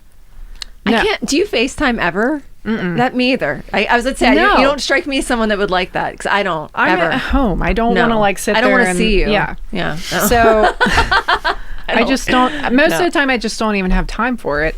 So like, this guy, he was from L.A., moved to Ohio. He started messaging me, and it was like a hey, and I wouldn't answer him back. So then he was like, hey, I'm in the music industry. I'm trying to get to know people in Pittsburgh, blah, blah, blah. So then this was before COVID. I'm going to you guys' shows. He started following you guys and like Twist of Fate. He would randomly, I don't even know if you can still do this. I did not know about this. He would be like, hey, get on Instagram. I sent you a message that I wanted to show you. And I don't know if he was like afraid that I was a catfish or something, which meanwhile, I was not giving this guy any leeway. This was like when I was single. I wanted to be single. Didn't want to deal with this dude. Like, he was annoying. He was always like, hey, what are you doing? Like, things like that. I don't care. So, What show are you watching? right. I Yeah. wanna, Like, I want to watch it. I want to watch it with you. So we can Pure talk about it. charisma. I hate non-versations. I can't take it. Not at all. So, See, he that's would- as good as the vague booking. That's a good one. I know. non-versations. Yeah. I've heard you use that term before, which is the only reason I'm familiar with it. It might be a David Spade. Now that I think. Non-versations. Non-versations. That's a good name for a podcast. Non-versations. Maybe But it's not. he- Non-versations. He Might would not be be. like, hey, get on Facebook, or wait, get on Instagram and check your messages. I sent you something. Well, if you get on your messages and go to like your Instagram message, I don't know if you can do this anymore. They can FaceTime you and they'll just pop up. Your What? camera will pop up, right? What? So I'll never forget this guy. And I was like not too nice about it. It was Hopefully like they 10 took o'clock this at night. Function away.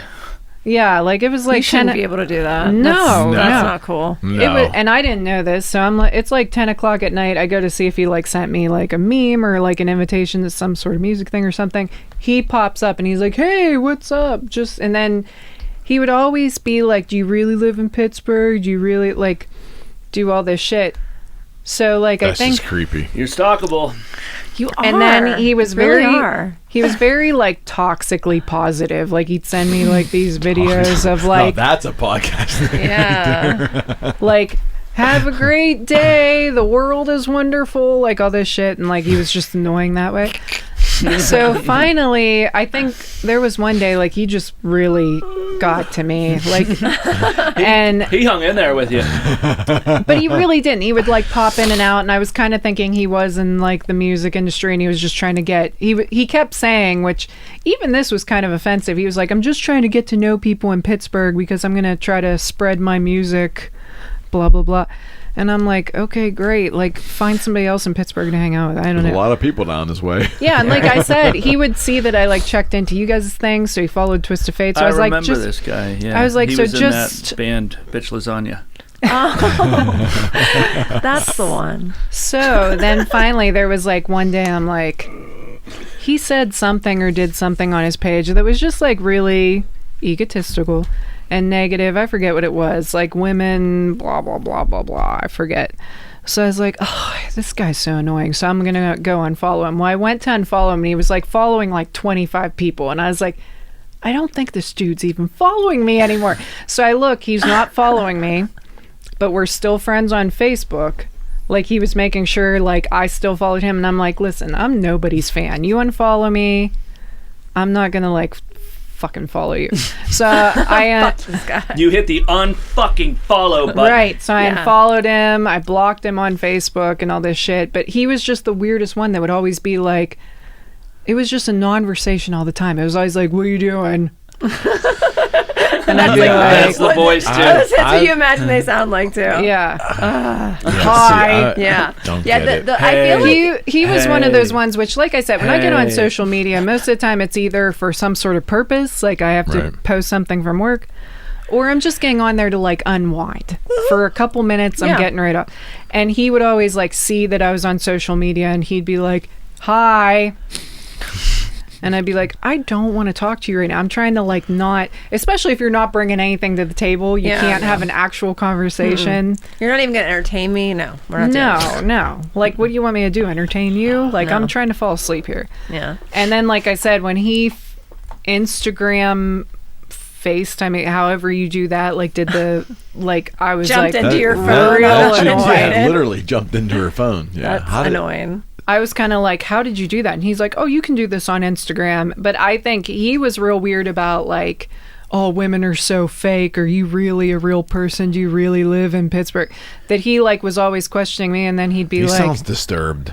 well, and then And disturbing. Yeah. he did the thing that a lot of guys do that I cannot stand.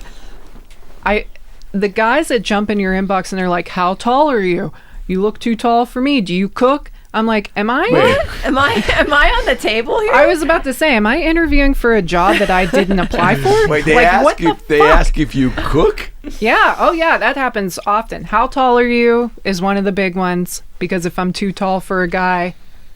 It's intimidating. And by the way, like I said, it's not like I put it out there. Like when I was single, it's not like I put it out there that I was single or looking for Fascinating. somebody. They just get in my messages and be fascinating. like, how tall are you? Do you cook? Well, where do you live? Oh, you live in the boonies. I would never go out there. I was like, I didn't invite you. Why are you in my inbox? Who the fuck are you? You know, like it was just, so he was one of those. He would always be like, so do you cook? Like, how Who tall asked are that you? question? And I'd be like, what does it matter? Because I'm not interested in you if that's what you're asking. Yeah, right. Like, why am I being like interviewed for a job I didn't apply for? That's just creepy. I think it's insecure males looking to generate a conversation in which they will then turn you down. Yeah, and make- it's like that negative. and make them feel better about themselves as if there was some kind of chance there. That sounds like a George Costanza move on Seinfeld. there's That's there's actually- something. It's fucking neurotic is what It's it is. weird. It's There's totally something that like, for some reason, it has been told to little boys, and they've grown up to think that if you're mean to women, they'll like you more. There are women out there like that. I won't say that doesn't work all the That was time. never told to me as a kid, ever. Yeah, I mean, but like, I don't was get it. at my school, I was bullied more by the guys than the girls, and I do not respond to that. You start acting like that, I'm like probably just going to block you and ignore you. And I don't know, there's like this, like if you treat somebody badly, then they'll like want you more, Wow. and like that That's a twisted doesn't. philosophy.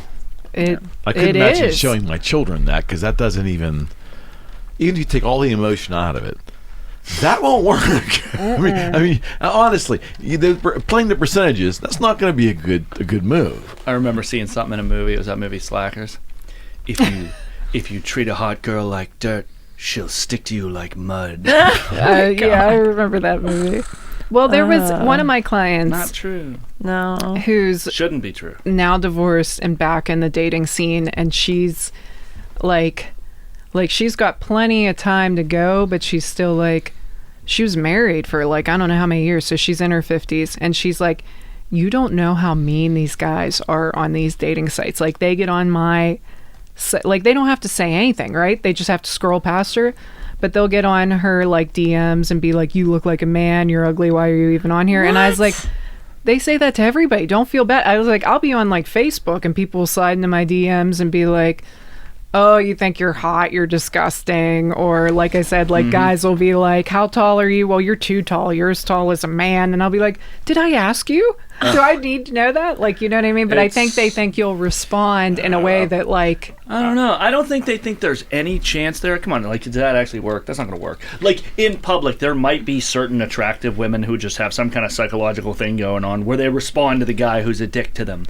And within I bounds, guess. maybe that could work somehow. There's a little bit of like, what is it? Like indifference that I respond to. You know what I mean? Like, because I do like being, and I don't think that's true of all women, but I think for me, like, I'm definitely a more aggressive woman than some women. So like, I do, like, you know, I don't want someone that's too much more interested in me. Like, that's why, like, I think, like, you're such a good fit because, like, you're always, like, you know, you're obviously very interested in me. But at the same time, no. because you're always so like into Obviously. no. Go with me on this. You're always I'm fucking here whether I want to be or not. I know. No, like you're always so into What like did you all say? your Getting dragged. Best I ever. feel like someone's got me by the Best ever. fucking collar. Come on, Best this ever. is fun. I shouldn't have wear the coat with the hood. It was too No, easy to grab me. this is Fucking fun. This is Best fun. ever. drag me. Best What ever. I meant was that it's like he's like if Jerry wasn't someone that had like a lot of his own interests. If he like, wasn't such a shitty husband, I wouldn't have chosen oh my him. god!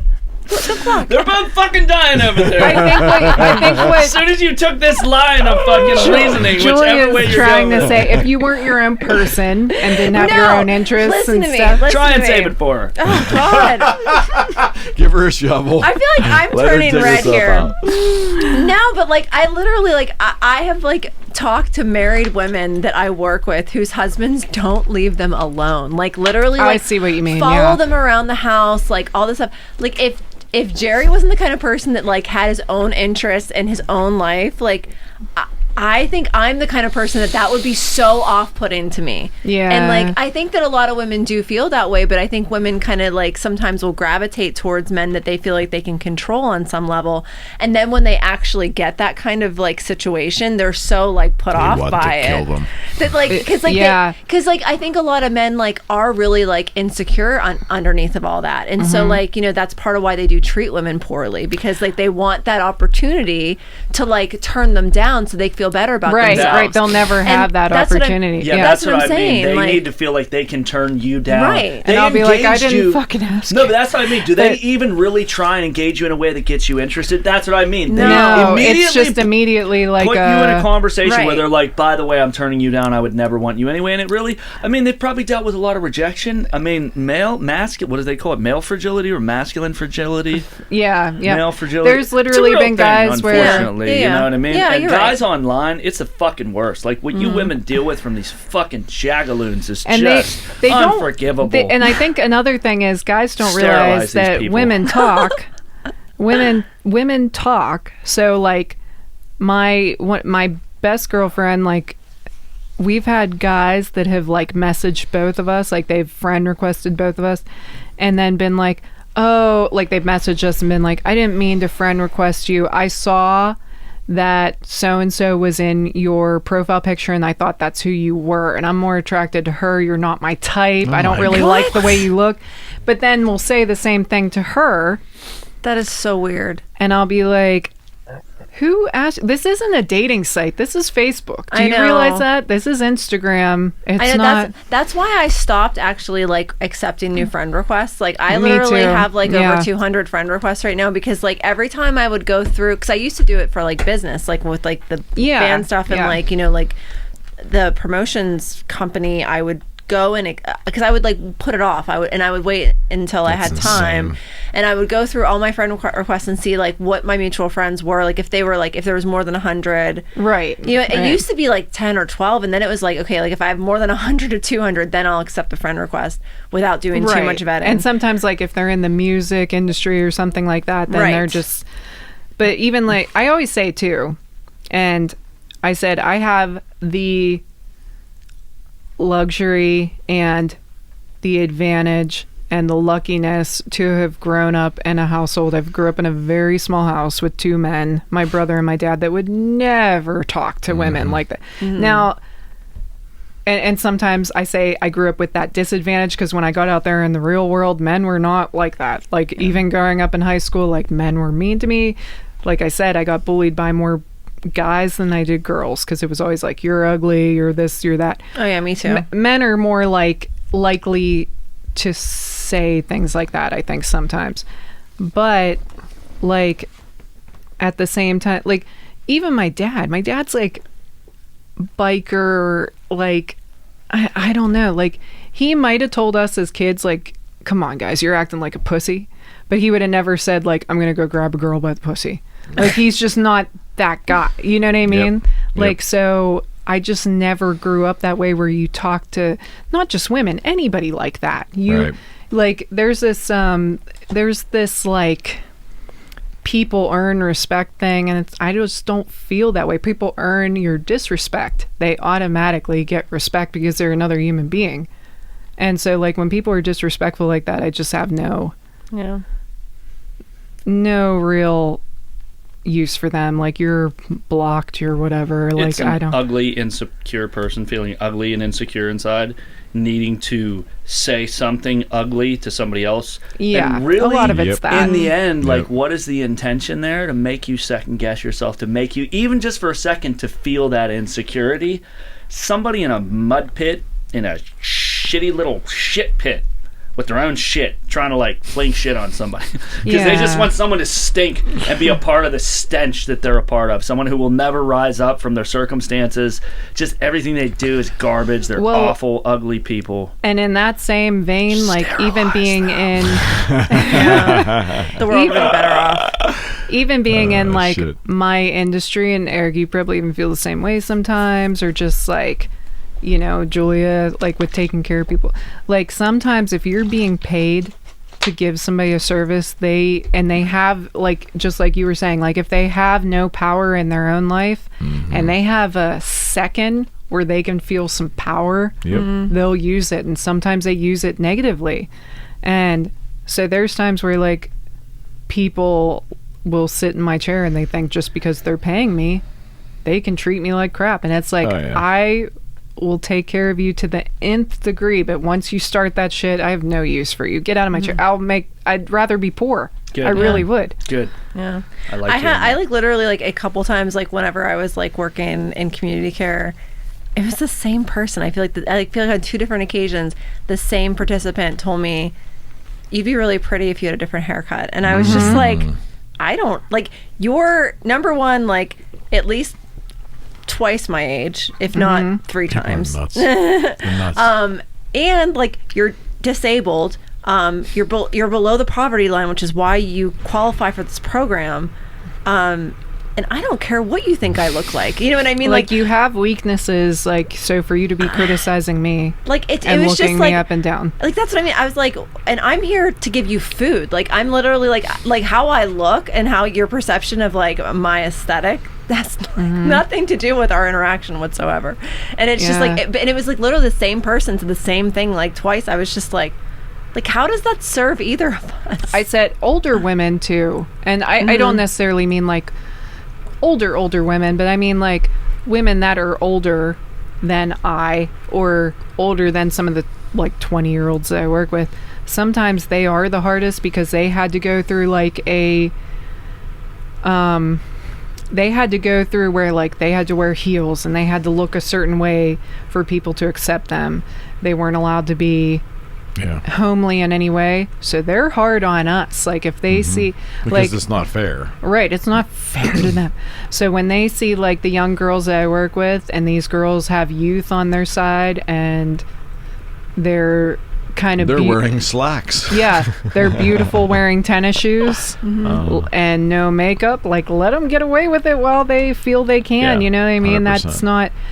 But they're hard on them. And I've definitely had people sit in my chair and it's like the nose ring, like, would you ever take that nose ring out? I don't really like it.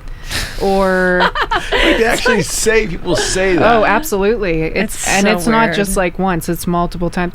I will say, like, most of the time I have amazing clients, men and women. I'm very lucky. I have like clients that treat me like gold. They're wonderful, but like, you know, you just do get those people. And like I said, if they have a little bit of pull, like if they have no power in their own life, they cannot wait to like they're bring somebody down. Customer, there's an illusion of quote unquote power there. They'll treat my front desk like crap. They just know.